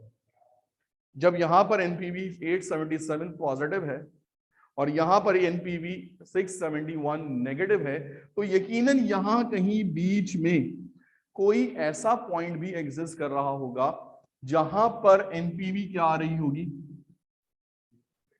0 आ रही होगी। ठीक है जी, इस रेट से ऊपर जा रहे हैं एनपीवी नेगेटिव में कन्वर्ट हो जाती है, इस रेट से नीचे आ रहे हैं एनपीवी किस में रहती है, वो डिस्काउंट रेट जिस पर आपकी एनपीवी 0 हो जाए, that is called internal rate of return. Internal rate of return is the discount rate that gives break even. ये प्रोजेक्ट का बेंचमार्क होता है, इससे हम ऊपर नहीं जा सकते। अगर इससे ऊपर गए तो हमारी एनपीवी किसमें कन्वर्ट हो जाएगी, और जो प्रोजेक्ट पहले एक्सेप्टेबल स्टेट में था उसमें किसमें कन्वर्ट हो जाएगा, वो आपके नेगेटिव रेट में कन्वर्ट हो जाएगा या रिजेक्शन रेट में कन्वर्ट हो जाएगा। So internal rate of return is the rate of return that gives 0 break even for your project. ये हमारा एक बेंचमार्क रेट होता है, हम इससे ऊपर रिक्वायर्ड रेट ऑफ रिटर्न को लेके जा नहीं सकते। क्लियर हो गई बात। IRR the bigger the better, जितना ज्यादा होगा उतना हमारे लिए क्या है, वो फिजिबल है। इसको एक कॉन्सेप्ट डिस्कस करते हैं, फिर इसके बाद आपको इसका कैलकुलेट करने का तरीका बताते हैं कि how to calculate internal rate of return. ये कॉन्सेप्ट तो क्लियर हो गया ना। What is IRR? अरे भाई what is IRR? It is a rate that gives the break even point. It is a rate where the NPV is equals to 0. ठीक है जी, done हो गया। आइए, the internal rate of return is a metric. ये एक metric है, एक standard है। ठीक है जी, used in financial analysis to estimate the profitability of potential investments. IRR is a discount rate. ये एक discount rate है that makes the net present value of all cash flow equal to 0. ये वो discount rate है जिस पर आपकी NPV या आपका कैश फ्लो की वैल्यूज क्या हो जाती हैं, 0 हो जाती हैं in a discounted cash flow analysis. IRR calculation rely on the same formula as NPV. इसकी कैलकुलेशन बिल्कुल सेम है जिस फॉर्मूले से हम क्या निकालते हैं, एनपीवी निकालते हैं। Keep in mind that IRR is not actually a dollar value. ये कोई डॉलर का रेट नहीं होता जिसके ऊपर आप डिस्काउंट कर रहे होते हैं। It's just a value of the project, is the annual return that makes the NPV equal to. ये हमारा कोई रिक्वायर्ड रेट ऑफ रिटर्न नहीं है, ये हमारा कोई कॉस्ट ऑफ कैपिटल नहीं है, ये जस्ट एक बेंचमार्क है जो आपको ये इंडिकेट कर रहा होता है कि जनाब इसके ऊपर आपकी प्रोजेक्ट की एनपीवी क्या हो जाएगी, 0 हो जाएगी। It is just a benchmark for analysis of our projects. Generally speaking the higher an internal rate of return the more desirable an investment is to undertake. ये इसका रूल है, जितना ज्यादा होगा उतना बेहतर है, जितना ज्यादा होगा उतना बेहतर है। एक प्रोजेक्ट ए है जिसका आईआरआर है 12% और एक प्रोजेक्ट बी है जिसका आईआरआर है 13%। इट मींस दैट जी विच वन इज बेटर, ये तो आपने बता दिया। क्यों, वाई? 12% की इन्फ्लेशन रेट पर इसकी एनपीवी क्या हो जाएगी? 0 हो जाएगी। जैसे इन्फ्लेशन 12.1 हुई, ये किसमें कन्वर्ट हो गया प्रोजेक्ट? नेगेटिव में। ये कितनी इन्फ्लेशन बर्दाश्त कर सकता है? 13% की इन्फ्लेशन बर्दाश्त कर सकता है। इसके पास अभी भी 1% का लिवरेज क्या है? मौजूद है। एक और प्रोजेक्ट है जो कि 15% की इन्फ्लेशन बर्दाश्त कर सकता है। इट मींस दैट जितना ज्यादा हम इन्फ्लेशन करेंगे तब भी वो प्रोजेक्ट किसमें रहेगा? प्रॉफिट में रहेगा। ये 12% के बाद ही किसमें कन्वर्ट हो जाएगा? लॉस में कन्वर्ट हो जाएगा। लेकिन इसको कन्वर्ट होने के लिए कितने परसेंट चाहिए? 13%। तो ये ज्यादा बुरे दिन देख सकता है। अगर कंट्री की इन्फ्लेशन 12.5 रहती है तो ये प्रोजेक्ट ऑटोमेटिकली क्या हो जाएगा? आपका रिजेक्ट हो जाएगा। लेकिन अगर कंट्री की प्रोजेक्शन 12.5 रहती है तब भी ये प्रोजेक्ट क्या दे रहा होगा? आपको प्रॉफिट दे रहा होगा। It means that higher the better. ये प्रोजेक्ट ज्यादा इन्फ्लेशन को एब्जॉर्ब कर सकता है। एनपीवी का रूल क्या था? Higher the better. पेबैक का रूल ये था लोअर द बेटर। जितना कम होगा उतना क्या होगा? अच्छा होगा। आईआरआर का रूल भी बिल्कुल सेम है, द हायर द बेटर। जितनी आईआरआर ज्यादा होगी, अगर हम दो प्रोजेक्ट्स को कंपेयर कर रहे हैं, जितनी आईआरआर ज्यादा होगी उतना ही प्रोजेक्ट क्या होगा? वो हमारे लिए एक्सेप्टेबल होगा। Generally speaking, the higher internal rate of return, the more desirable investment is to undertake. IRR is a uniform for investments of varying types and as such can be used to rank multiple prospective investments. अगर आपको rank करना जाए, ये दो projects हैं, अगर आपसे कहा जाए जनाब इसको रैंक कर दीजिए, which project is number 1 and which project is number 2, तो आपके लिए टॉप प्रायोरिटी कौन सा प्रोजेक्ट होगा? 13%। अगर ये प्रोजेक्ट हाथ से निकल जाता है, इसकी डेडलाइन गुजर जाती है, तो now the next priority should be 12% पर आ जाएंगे। तो ये रैंक करने के भी काम आता है कि अगर आप किसी प्रोजेक्ट्स की रैंकिंग करना चाहें तो हायर प्रोजेक्ट्स की जो आईआरआर होती है उसके रैंक्स प्रायोरिटी बेसिस के ऊपर होते हैं, और जैसे जैसे इसके रैंक्स कम होते रहते हैं वैसे वैसे इसका आईआरआर भी क्या होता रहता है?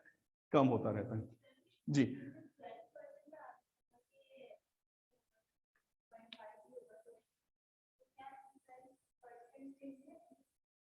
मैंने एग्जांपल दिए कि हमारे पास दो प्रोजेक्ट हैं, एक ए है और एक बी है।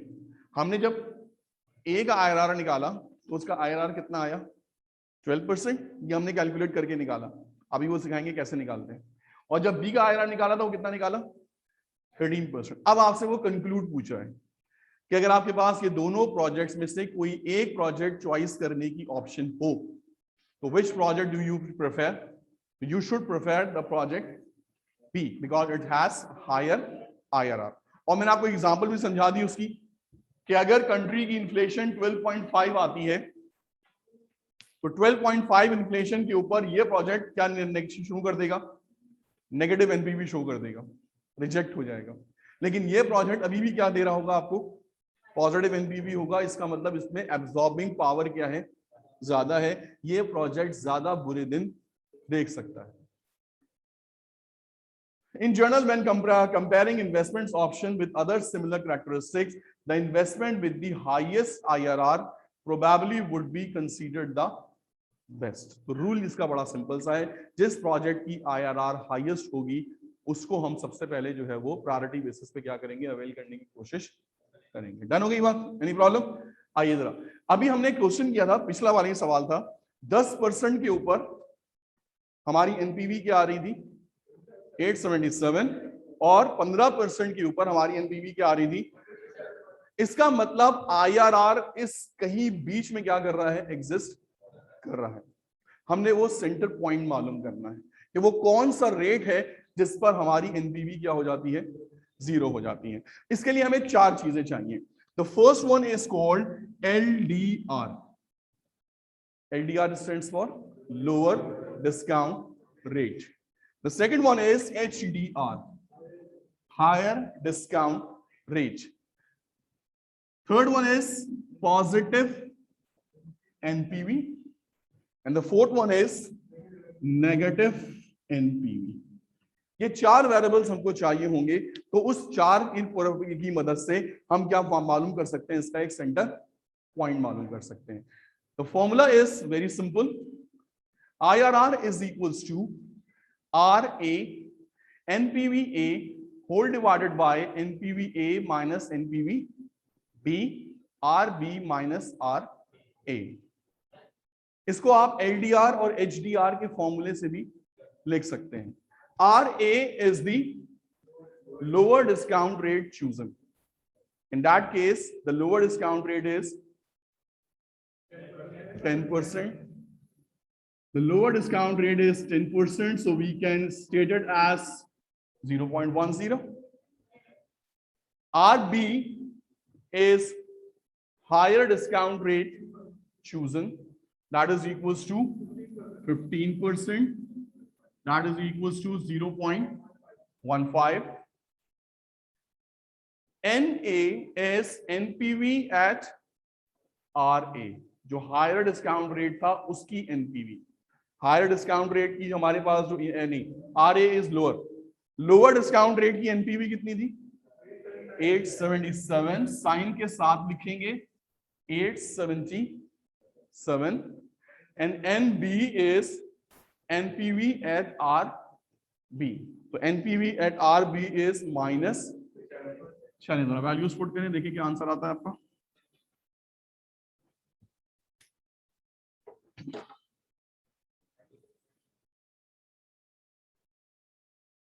एक बात तो कंफर्म है कि आंसर किसके बीच में आएगा?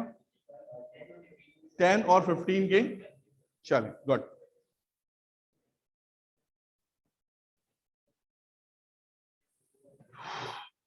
ये सारी चीजें आप बिजनेस फाइनेंस में कर चुके हैं, सिर्फ आपको मैं इसको एक रिवीजन करा रहा हूं और कुछ भी नहीं है.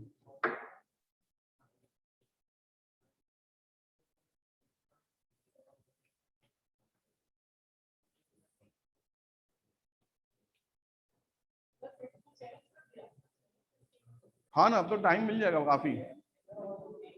आप ही के लिए मसला होगा, मेरे लिए कोई टेंशन नहीं. 12.8 एक आंसर आया. 12.8.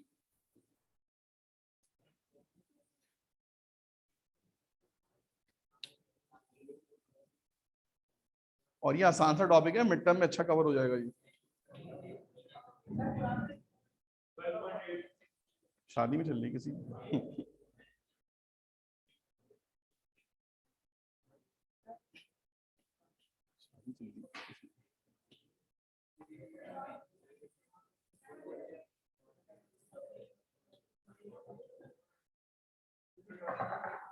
जल्दी बेटा, शाबाश, हरी आप.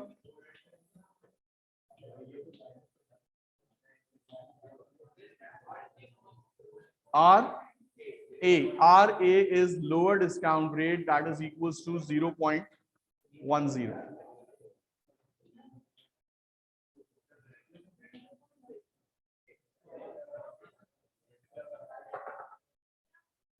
आंसर जो आएगा उसको 100 से मल्टीप्लाई करके परसेंटेज में कन्वर्ट करेंगे आप. 12.8. चलें. Anyone else?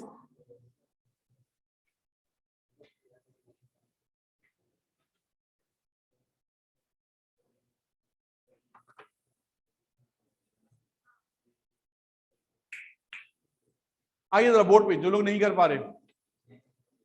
IRR is equals to RA is 10% ही ले लिया. NPVA that is 877 divided by, तो मैंने इसके लिए जो है ये स्लैश यूज कर लिया. NPVA minus NPVB. NPVA is 877, फॉर्मूले का minus, and then NPVB is minus 671. तो एक फॉर्मूले का माइनस है और एक उसका अपना माइनस है, तो माइनस माइनस क्या हो जाएगा? प्लस हो जाएगा. Multiply by 15% minus 10%, R B minus R A. चलें वैल्यूज पुट करें जल्दी से, इसको अगले स्टेप में पॉइंट्स में कन्वर्ट कर लीजिएगा।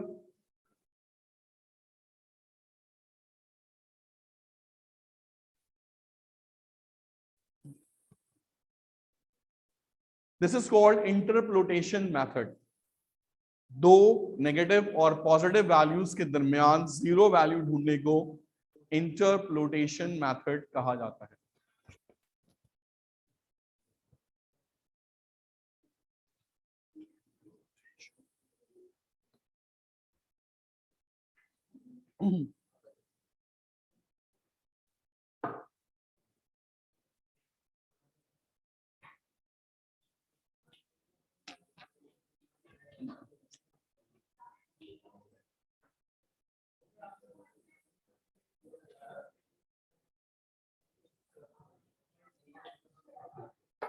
हाँ जी, कुछ आया आंसर सही वाला? 12.83 अप्रोक्सीमेटली आंसर इज। तो एक बात यहां पे कंफर्म हुई कि आपका जो IRR है वो नेगेटिव एनपीवी और पॉजिटिव एनपीवी के बीच में कहीं जो है वो लाई करेगा। ये वो रेट होगा जिसके ऊपर आपकी एनपीवी क्या आ रही होगी, जीरो आ रही। क्लियर हो गई बात? अच्छा, अब अगर ये सवाल में आता है जनाब एक प्रोजेक्ट आपको दे देते हैं और उसमें कुछ कैश फ्लोज दे देते हैं और कहते हैं उसका IRR निकालें, तो सबसे पहला काम आपने क्या करना होगा, एक ऐसा एनपीवी का रेट ढूंढना होगा जिस पर एनपीवी क्या आ रही हो, पॉजिटिव आ रही हो। ये खुद चूज करना होगा आपको। एक ऐसा करना होगा जिसमें एनपीवी क्या आ रही हो और एक ऐसा करना होगा जिसमें एनपीवी क्या आ रही हो। यानी कि आपको वो रेट बताएगा नहीं, आपने randomly trial and error method use करते हुए ट्राई करना है और दो ऐसे रेट्स फाइंड आउट करने हैं जिसमें एक एनपीवी पॉजिटिव दे और एक एनपीवी। जब ये चीज कंफर्म हो जाए तो आपने इस रेट को नैरो डाउन करना है, नैरो डाउन करना है। सपोज कर लें एक रेट आपने लिया 10% और दूसरा ले लिया 50%। अब ये तो अंडरस्टूड सी बात है कि IRR इन दोनों के दरमियानी क्या कर रहा होगा, एग्जिस्ट कर रहा होगा। जितना आप इसको नैरो डाउन करेंगे उतना IRR एक्यूरेट होना शुरू हो जाएगा। IRR आपको यहां से भी निकाल के दे देगा ये फॉर्मूला, बट आपकी वैल्यू उस पर्सन के जिसने 40% यूज किया होगा उससे क्या आ रही होगी, चेंज आ रही होगी। उसका IRR ज्यादा एक्यूरेट होगा, आपका IRR कम एक्यूरेट होगा। उस स्टूडेंट ने जिसने 30% किया है और तब भी एनपीवी नेगेटिव है तो उसका IRR रियल IRR के मजीद क्या हो जाएगा, करीब हो जाएगा। तो then you have to narrow it down, narrow down, narrow down, narrow down. फिर आपने क्या किया कि कम से कम जो आपका स्प्रेड होना चाहिए वो 10% का होना चाहिए। That's the rule. यहां तो मुझे पता था तो मैंने एक 10 से करवा दिया और एक किससे करवा दिया, 15 से करवा दिया, क्योंकि मुझे पता था कि IRR इसके बीच में ही है। लेकिन आप जब सवाल सॉल्व कर रहे होंगे तो आपको नहीं पता होगा कि IRR किस दो रेट्स के दरमियान एग्जिस्ट। तो rule is this that the spread must be maximum कितना, 10%। 10% से बड़ा स्प्रेड एक्सेप्टेबल नहीं है। अगर किसी ने 10% निकाला और उसको 30% कर दिया, नॉट एक्सेप्टेबल, नहीं होगा। अगर आपने पॉजिटिव IRR 12% लिया है तो नेगेटिव IRR मैक्सिमम कितना एक्सेप्टेबल है, 22%। So you have to use trial and error method. Done हो गई ये बात? मैक्सिमम 10% का स्प्रेड नेगेटिव और पॉजिटिव के दरमियान होना चाहिए ताकि हम सबके आंसर्स क्या आए, एक्यूरेट आए। अगर किसी ने 30% से किया और कहा कि सर मेरा आंसर तो बिल्कुल सही है, आप देख लें IRR इसके बीच में ही आ रहा है 10 और 30% के, डेफिनेटली मैं इतने सारी कैलकुलेशंस नहीं कर सकता कि ये वाला भी करूं और 10% से भी निकालूं, 30% से भी निकालूं, 40 से भी निकालूं। मुझे एक एक्यूरेट आंसर चाहिए। तो अगर सबका स्प्रेड क्या होगा, सेम होगा तो डेफिनेटली सबकी वैल्यूज भी क्या आ रही होंगी IRR की। तो that is the benchmark for all of us. तो जो नेगेटिव और पॉजिटिव स्प्रेड होना चाहिए ये किसी का भी 10% से ज्यादा, that's good for your mid term exams. Done हो गई बात, क्लियर है? चलिए लिख लीजिए, spread must be 10% in final examination. कल को ये ना गए सर आपने तो बात बताई नहीं थी।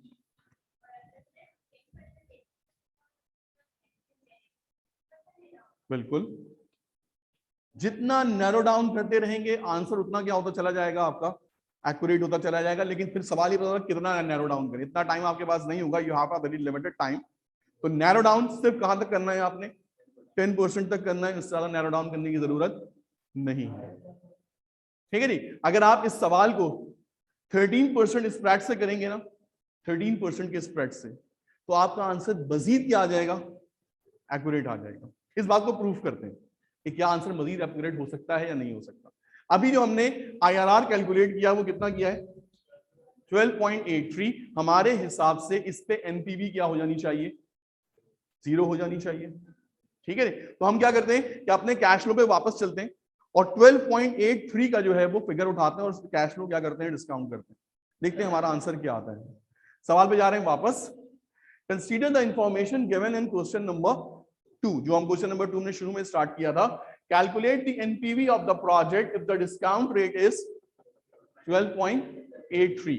जो अभी हमने किस पे निकाला है, IRR पे निकाला है। तो हमारे हिसाब से NPV क्या आनी चाहिए, 0। देखते हैं आपकी NPV 0 आती है या नहीं आती है।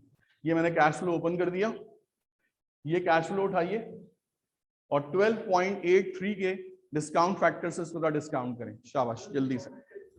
ये डिस्काउंटेड कैश फ्लो है, ये कितने परसेंट से हुआ हुआ है, हमें किससे चाहिए, 12.83 का डिस्काउंट फैक्टर निकालिए और उसको जरा डिस्काउंट करें, जरा दिखने क्या आता है आंसर आपका। हाँ ना, ये तो सब चीजें वैसे ही है ना, ये चीजें एज इट इज, सिर्फ क्या चेंज हो जाएगा, 10% की जगह क्या ले लेंगे आप, 12.83%। इसका डिस्काउंट फैक्टर डालें और जरा सा इसको कैलकुलेट करें, प्रूफ करते हैं कि क्या ये हमारी बात सही भी है या नहीं है, NPV 0 आ भी रही है या नहीं आ रही है।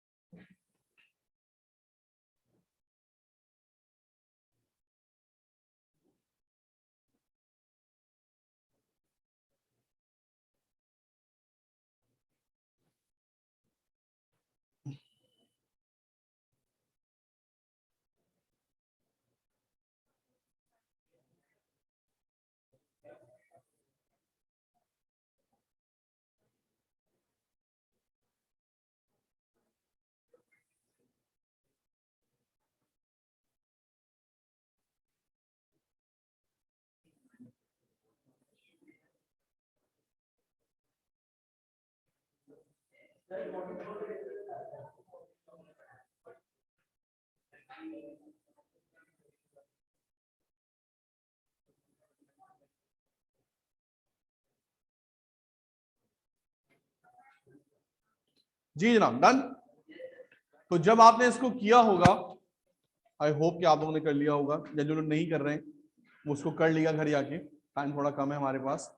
तो जब आप इसको करेंगे तो आपका जो आंसर आएगा वो जरा सा चेंज आएगा, परफेक्ट 0 नहीं आएगा। तो हमने यहाँ भी जब इसको मैंने जब निकाला था अपने पास कैलकुलेट किया था, तो मेरा जो आंसर आ रहा था वो तकरीबन -32 आ रहा था। कोई पॉइंट के बाद 3 नंबर ले रहा है, कोई पॉइंट के बाद 4 नंबर ले रहा है, तो उसकी वजह से आंसर डिफर कर जाता है। लेकिन इसका मतलब ये है कि अगर मैं इसको मजीद नैरो डाउन कर दूं, 15% को और थोड़ा सा स्क्वीज करके 14 पे ले आऊं, तो ये एनपीवी मजीद क्या हो जाएगी, 0 के क्लोज हो जाएगी।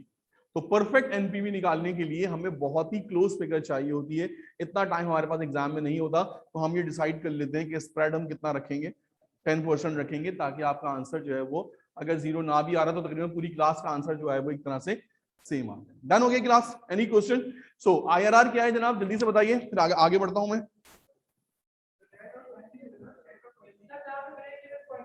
किस चीज का?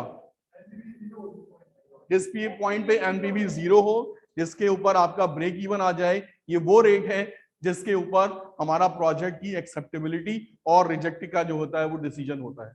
ये वो रेट है जिसके अगर हम इससे ऊपर चले गए तो डेफिनेटली इससे फिर हमारा जो नुकसान जो है वो बढ़ जाता है, हम इससे ऊपर नहीं जा सकते डिस्काउंट फैक्टर के ऊपर। ठीक है, डन हो गया?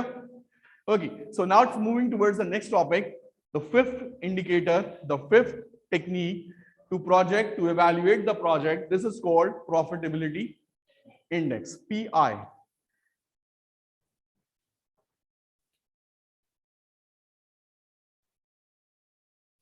तो जैसा हमने शुरू में कहा था कि हम we have to evaluate our projects with the 6 different techniques. तो 4 techniques अब तक हम लोग कर चुके हैं, payback period, net present value, discounted payback period, IRR and then profitability index. आइए देखते हैं profitability index क्या होता है। प्रॉफिटेबिलिटी इंडेक्स ये बताता है कि आप इनिशियल इन्वेस्टमेंट के अगेंस्ट कितना रेवेन्यू जनरेट कर रहे हैं। इनिशियल इन्वेस्टमेंट के अगेंस्ट कितना रेवेन्यू जनरेट कर रहे हैं। फॉर एग्जांपल, अगर आप 1 लाख रुपए लगाएं तो आपकी मिनिमम एक्सपेक्टेशन क्या होगी कि मुझे रिटर्न में यकीनन 1 लाख रुपए से ज्यादा मिलना चाहिए। कि चलो अगर 1 लाख नहीं भी मिल रहा तो ब्रेक इवन तो कम से कम क्या कर लूं मैं, निकाल लूं। तो अगर मैं इसको ब्रेक इवन निकालता हूं, ये मेरी इनिशियल इन्वेस्टमेंट थी, ये मेरा रिटर्न है, रिटर्न भी कितना आ रहा है, लेट्स सपोज 1 लाख। तो इसका जो इंडेक्स बनेगा, इसमें हम क्या करते हैं, इनिशियल इन्वेस्टमेंट को हम रिटर्न से डिवाइड कर देते हैं, नहीं, रिटर्न को डिवाइड करते हैं इन्वेस्टमेंट से। तो 1 का मतलब यह है कि ये प्रोजेक्ट क्या दे रहा है आपको, ब्रेक इवन दे रहा है। अगर हमारे रिटर्न ज्यादा हो जाएं, लेट्स सपोज हमारा रिटर्न कितना हो जाता है, 1,10,000, तो इसका मतलब रिटर्न हो गया 1,10,000, इनिशियल इन्वेस्टमेंट कितनी थी हमारी, 100, तो द रिटर्न नाउ बिकम, या इंडेक्स नाउ बिकम 1.1। तो प्रॉफिटेबिलिटी इंडेक्स का रूल ये है कि ये हमेशा 1 से क्या होना चाहिए, ज्यादा होना चाहिए। बड़ा आसान तरीका है, रिटर्न्स को डिवाइड किससे कर दें, इन्वेस्टमेंट से। रिटर्न्स को किससे डिवाइड कर दें, इन्वेस्टमेंट से। If the answer is greater than 1 then we have to accept the project. अगर यही चीज 90,000 हो जाए, 1 लाख रुपए कमा लगाया, लेकिन सिर्फ कितना कमाया, तो डेफिनेटली आंसर इज 0 पॉइंट। तो इस प्रोजेक्ट को हम क्या कर देंगे, रिजेक्ट कर देंगे, क्योंकि अल्टीमेटली हमारे रिटर्न्स इतने अच्छे नहीं है। The profitability index measures the ratio between the present value of future cash flow. याद रखिएगा, इसमें भी जो रिटर्न्स रखे जाते हैं वो डिस्काउंट करने के बाद रखे जाते हैं, यानी कि जो भी आपके कैश फ्लोज जनरेट हो रहे हैं, पहले उसको क्या करेंगे, आप डिस्काउंट करके करंट वैल्यू में कन्वर्ट करेंगे, एंड देन उसके बाद उसको कंपेयर करेंगे किससे, इनिशियल इन्वेस्टमेंट से। And initial investment, the index is useful tool for ranking the investment projects.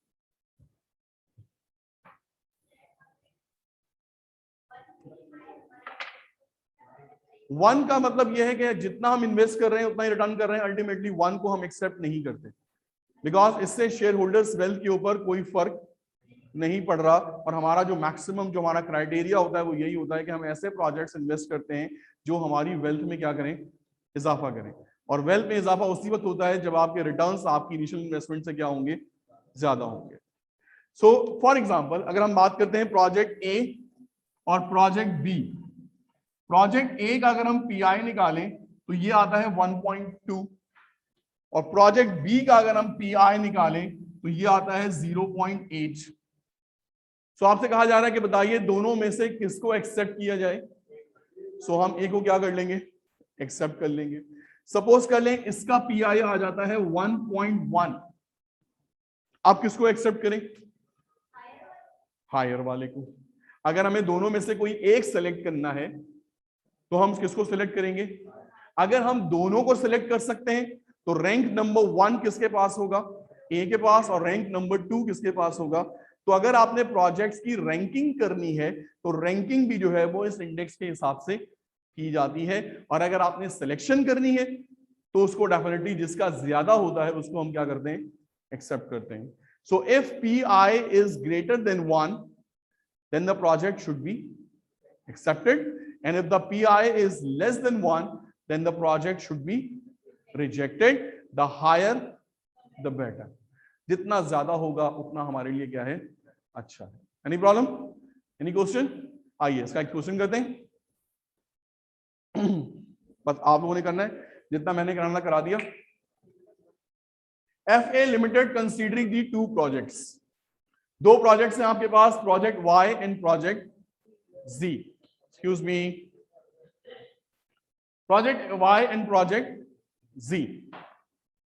Year 0, प्रोजेक्ट Y में आपकी इन्वेस्टमेंट कितनी है, 15 लाख, और उसके बाद 7 साल तक ये इसके क्या है, रिटर्न्स हैं, और इसको जो आपने डिस्काउंट करना है वो किस रेट से करना है, 10% से करना है।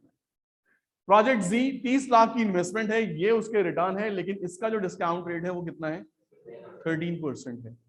FA company is only able to undertake 1 project, एक प्रोजेक्ट ले सकते हैं, या तो Y या तो Z।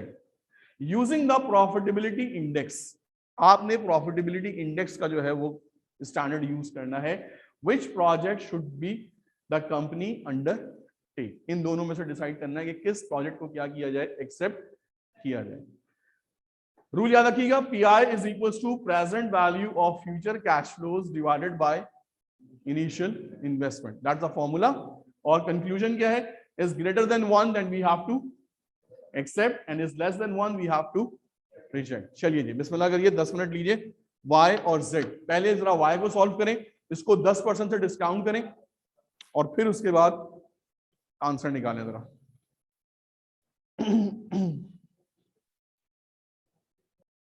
Okay, so let's see. सबसे पहला काम आपने उठाया प्रोजेक्ट Y, और प्रोजेक्ट Y को आपने 10% से डिस्काउंट करना है। 1 से लेकर 7 तक, ईयर 1 जो है वो आपकी इन्वेस्टमेंट है, वो तो हमने छोड़ दी क्योंकि वो 1 से ही मल्टीप्लाई हो रही है, तो करें ना करें उससे कोई फर्क नहीं पड़ता। तो 1 से स्टार्ट किया और उसके बाद फैक्टर लगाया, तो your answer is something like this. Total आएगा 16,01,550। देखो मिस्टेक देखो कहां पर आ रही है,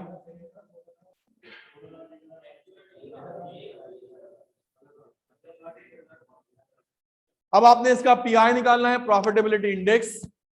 रिटर्न्स को डिवाइड कर देंगे हम इनिशियल इन्वेस्टमेंट से, तो the return of this 16,01,550 divided by 15 lakh, your return PI is 1.0677. It's greater than 1. So अगर हम इसको स्टैंडर्ड प्रोसीजर पे देखें तो ये प्रोजेक्ट क्या करना पड़ेगा, एक्सेप्ट करना पड़ेगा। लेकिन मसला ये है कि अभी ये स्टैंड अलोन प्रोजेक्ट नहीं है, हमें अल्टीमेटली अब किसकी तरफ जाना पड़ेगा, Z की तरफ जाना पड़ेगा, और Z में ये देखना पड़ेगा कि अगर उसका PI इससे ज्यादा आ गया तो डेफिनेटली ये रिजेक्ट हो जाएगा, और वो क्या हो जाएगा। तो जब आप उसका पीआई निकालेंगे तो ये आएगा आपके पास 0.955। ठीक है जी, मैंने कैलकुलेट करके रखा हुआ है। तो जब आप इसका पीआई निकाल रहे हैं तो इसका जो आ रहा है 30 लाख की इन्वेस्टमेंट पे इसका रिटर्न कितना बन रहा है, सिर्फ 28 लाख। तो ये वैसे ही क्या हो गया, रिजेक्ट हो गया। तो then you have to conclude your answers. Conclusion is the PI of project Y is 1.067 and the project Z is 0.955. So on the basis of this conclusion, we have to decide that which project should be accepted. So decision में project Y क्या कर लिया जाएगा, accept कर लिया जाएगा, और project Z क्या कर दिया जाएगा, reject कर दिया जाएगा। तो चाहे stand alone project हो या कंपैरिजन बिटवीन टू प्रोजेक्ट हो, चॉइस बिटवीन टू प्रोजेक्ट्स हो, हमने इसके ऊपर क्या करना है, इसको डिस्कस करना है और एक्सेप्ट करना है। पीआई में कोई मसला, कोई सवाल हो तो पूछ लीजिए। So PI is the second last था, इसको हमने कंप्लीट किया। Now let's conclude this class एक लास्ट चीज करा के, the sixth technique that is MIRR। मेरा मार्कर कहां गया?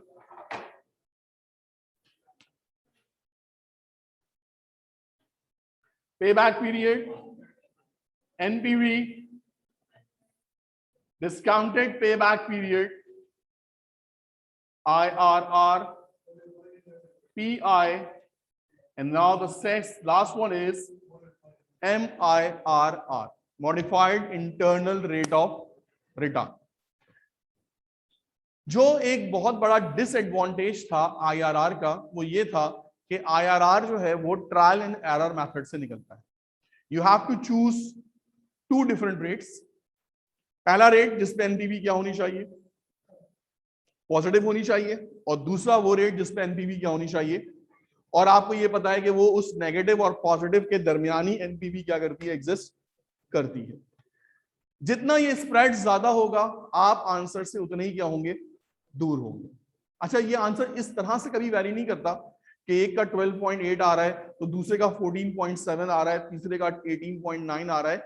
ये सिर्फ पॉइंट्स में क्या होती है, वैल्यूज क्या होती हैं, चेंज होती हैं। अभी किसी का 12.83 आ रहा है तो हो सकता है दूसरे वाले का 12.91 आ रहा हो, तीसरे वाले का 12.73 आ रहा हो। तो ये वेरी सिर्फ और सिर्फ पॉइंट्स में होता है, इतना ह्यूज डिफरेंस नहीं आता। लेकिन प्रॉब्लम फिर भी वही है कि किसी का भी एक एक्यूरेट आंसर नहीं होता और सबके आंसर सही भी होते हैं। हम किसी को गलत भी नहीं कर सकते क्योंकि ऑब्वियसली आंसर अप्रॉक्स की फॉर्म में निकलता है। तो उस प्रॉब्लम को रेक्टिफाई करने के लिए, एक कॉमन IRR फाइंड आउट करने के लिए एक मेथड और डेवलप किया गया, that is called modified internal rate of. इस फॉर्मूले का ये फायदा है कि जब हम MIRR लगाते हैं तो सबके आंसर क्या आते हैं, बिल्कुल एक जैसे आते हैं, एक्यूरेट आते हैं, क्योंकि इसके अंदर वो इंटरप्रिटेशन वाला कॉन्सेप्ट जो है वो नहीं होता। ये डायरेक्टली जो है वो एक कंफर्म फिगर निकाल के देता है और उसी फिगर के ऊपर आपकी जो बेस्ट IRR की पॉसिबिलिटी होती है वो मौजूद होती है। सो यहां पर देखिए, Tito limited wants to start a new project by the end of next month. The manager forecasts the investment and net cash flow to this project as under। याद रखिएगा कैपिटल बजटिंग, हमने पहले सेंटेंस से बोला था कि this is the forecasting. Capital budgeting हमेशा projects undertake करने से पहले की जाती है, ये कभी भी बाद वाली एक्टिविटी नहीं है। एनपीवी, पेबैक पीरियड, IRR, जितना भी काम कर रहे हैं ये सब का सब प्रोजेक्ट स्टार्ट या सिलेक्ट करने से पहले होता है। That is why it is called budgeting. हम इसके फ्यूचर को फोरकास्ट कर रहे होते हैं और उसी की बुना के ऊपर हम जो है ये डिसीजन ले रहे होते हैं कि either which project have to undertake और वी हैव टू एक्सेप्ट और reject the project. Investment outlay, आपने $1000 जो है वो इसमें इन्वेस्ट करने हैं। Estimated life of this project is 3 years। Estimated cash flow net, net बता रहा है कि ये आउटफ्लो और इनफ्लो माइनस करके जो प्रॉफिट आ रहा है ये वो फिगर है। ईयर 1 में ये आपको देगा $400, ईयर 2 में ये आपको देगा $600 और ईयर 3 में ये आपको देगा $300। इसका मतलब कि तकरीबन 1300 का क्या बनता है, रिटर्न बनता है। 1000 की इन्वेस्टमेंट के ऊपर 1300 का return.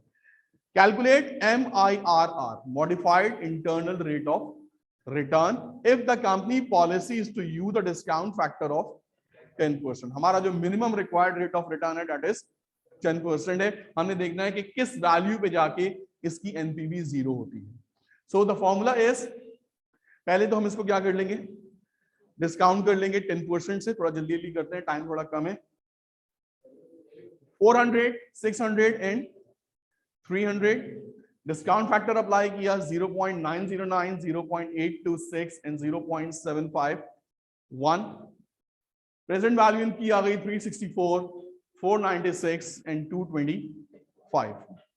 Net present value is 1085। जब हमने इन सबको प्लस किया तो दैट इज 1085। इसका मतलब नेट प्रेजेंट वैल्यू बिकम, अभी तो ये सिर्फ प्रेजेंट वैल्यू है, अगर आपसे कहा जाए नेट प्रेजेंट वैल्यू एनपीवी, तो इसमें से इनिशियल इन्वेस्टमेंट यानी कि $1000 क्या कर देंगे आप इसमें से माइनस कर देंगे, तो योर आंसर शुड बी $85। लेकिन हमें यहाँ पर टोटल प्रेजेंट वैल्यू चाहिए फॉर्मूले के लिए, तो हमने यहाँ पे इसको माइनस नहीं करना है। अब आप क्या करेंगे जनाब, एक सिंपल सा फॉर्मूला यूज करेंगे MIRR का। जल्दी से फॉर्मूला लिख लीजिए, total present value divided by outlay investment, total present value divided by outlay investment, outlay जो हमने इन्वेस्ट किया पैसा, ब्रैकेट में होल्ड पे पावर है इसकी 1/लाइफ। ठीक है जी, मैं कर देता हूं, यहां पे दोबारा लिख देता हूं, total present value divided by outlay bracket 1/लाइफ multiply by bracket 1 + I - 1। That जी 1/लाइफ इस ब्रैकेट की पावर है।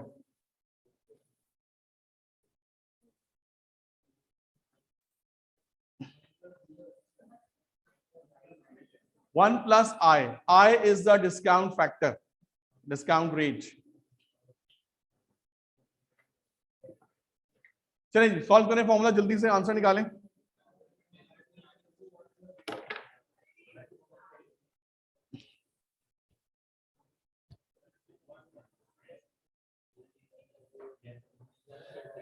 IRR 10% से ज्यादा आना चाहिए या कम?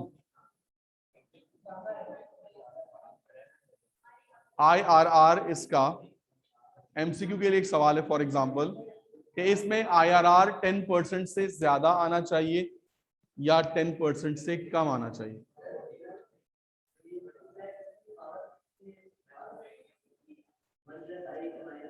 हाँ वो बात की बात है, पहले लाइफ इज 3 years। अभी मुझे आंसर नहीं मिला अपने सवाल का। IRR 10% से ज्यादा आएगा या कम आएगा? ज्यादा आएगा।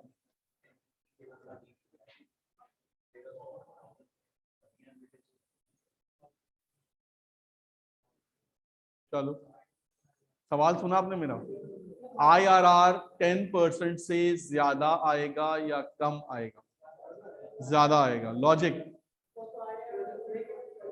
प्रेजेंट वैल्यू 10% पे कितनी है? 1085, यानी एनपीवी निकाल लें तो 85 हो जाएगी। अब अगर हमें IRR चाहिए तो उसके लिए हमें लाजमी क्या करना पड़ेगा, इससे ऊपर जाना पड़ेगा। तो एक वैल्यू ऐसी आएगी जिसमें एनपीवी 0 होगी, और वही वैल्यू क्या होगी हमारी IRR की होगी। वही वैल्यू हमने फाइंड आउट करनी है MIRR के फॉर्मूले से कि किस परसेंट पे एनपीवी 0 होगी। आउटले है $1000, $1000 की इन्वेस्टमेंट थी।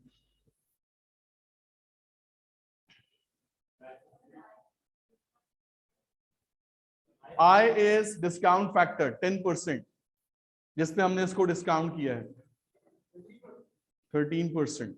करेक्ट। और सब कुछ करेंगे yes sir 13%।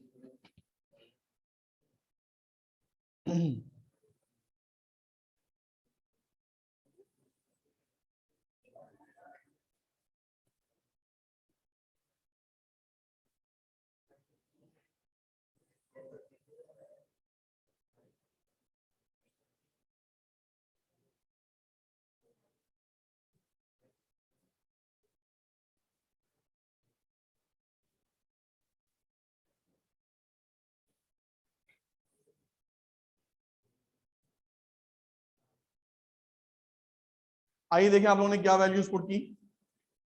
Total present value में क्या पुट किया आपने? 1085 divided by outlay, outlay is 1000। 1/लाइफ इन पावर, लाइफ इज 3, तो 1/3 हो जाएगा ये। Multiply by 1 + I is the discount factor 0.10, 1 is the constant.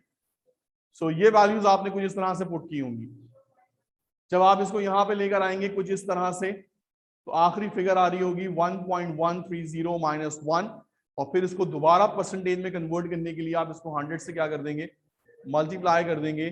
तो आपका जो आंसर आएगा दैट इज 13%।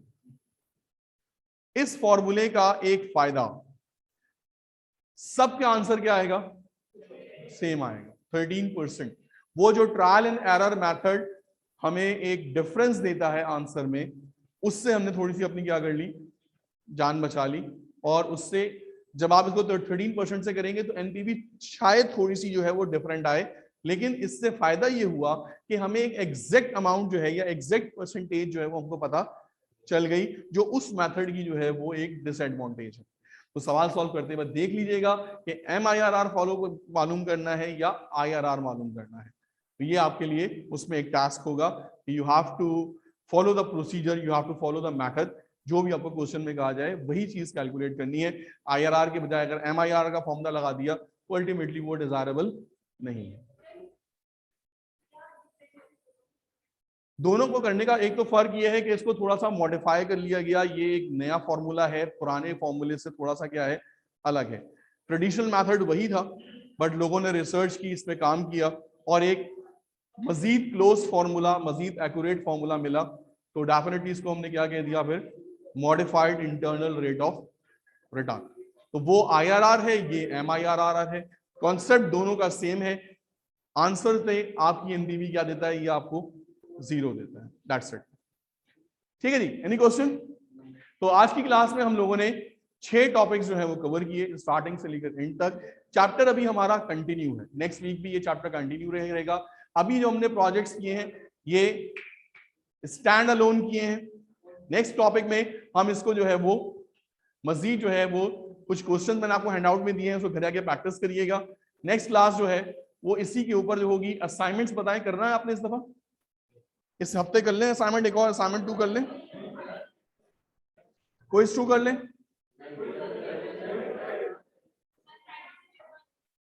देखो हमें, देखो मसला ये है सब, इसमें फायदा इसमें ये होगा कि अब कितने वीक्स रह गए हमारे, आज 7th हो गया, टोटल हमारे पास 5 वीक्स हैं। अगर आप एग्जाम वीक हटा दें तो 5 हफ्ते में आपने 2 क्विज करने हैं, 1 असाइनमेंट करना है। क्विज कर लेते हैं ताकि एक क्विज 2 हो जाए हाथ के हाथ, और क्विज कर लेते हैं रेशो से और इससे कर लेते हैं, आसान सही है। कल नहीं, मैं इसको आराम में बनाना पड़ेगा, टाइम लगेगा। जिस दिन आपका ऑफ होता है, वेडनेसडे सही है, थोड़ा आपको 1-2 दिन मिल भी जाएंगे। डन। अच्छा अभी जाए नहीं, अभी आपका वो है अटेंडेंस बाकी है आपकी।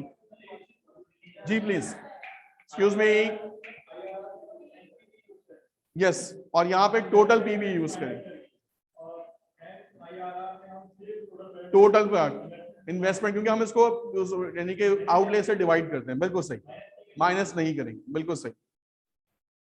सो नेक्स्ट क्लास में हम इसको कंटिन्यू करेंगे, कैपिटल इन्वेस्टमेंट अप्रेजल, इसी का ही टॉपिक होगा। तो जब आप आए नेक्स्ट क्लास में काइंडली तो थोड़ा सा इसको रीड करके आइएगा।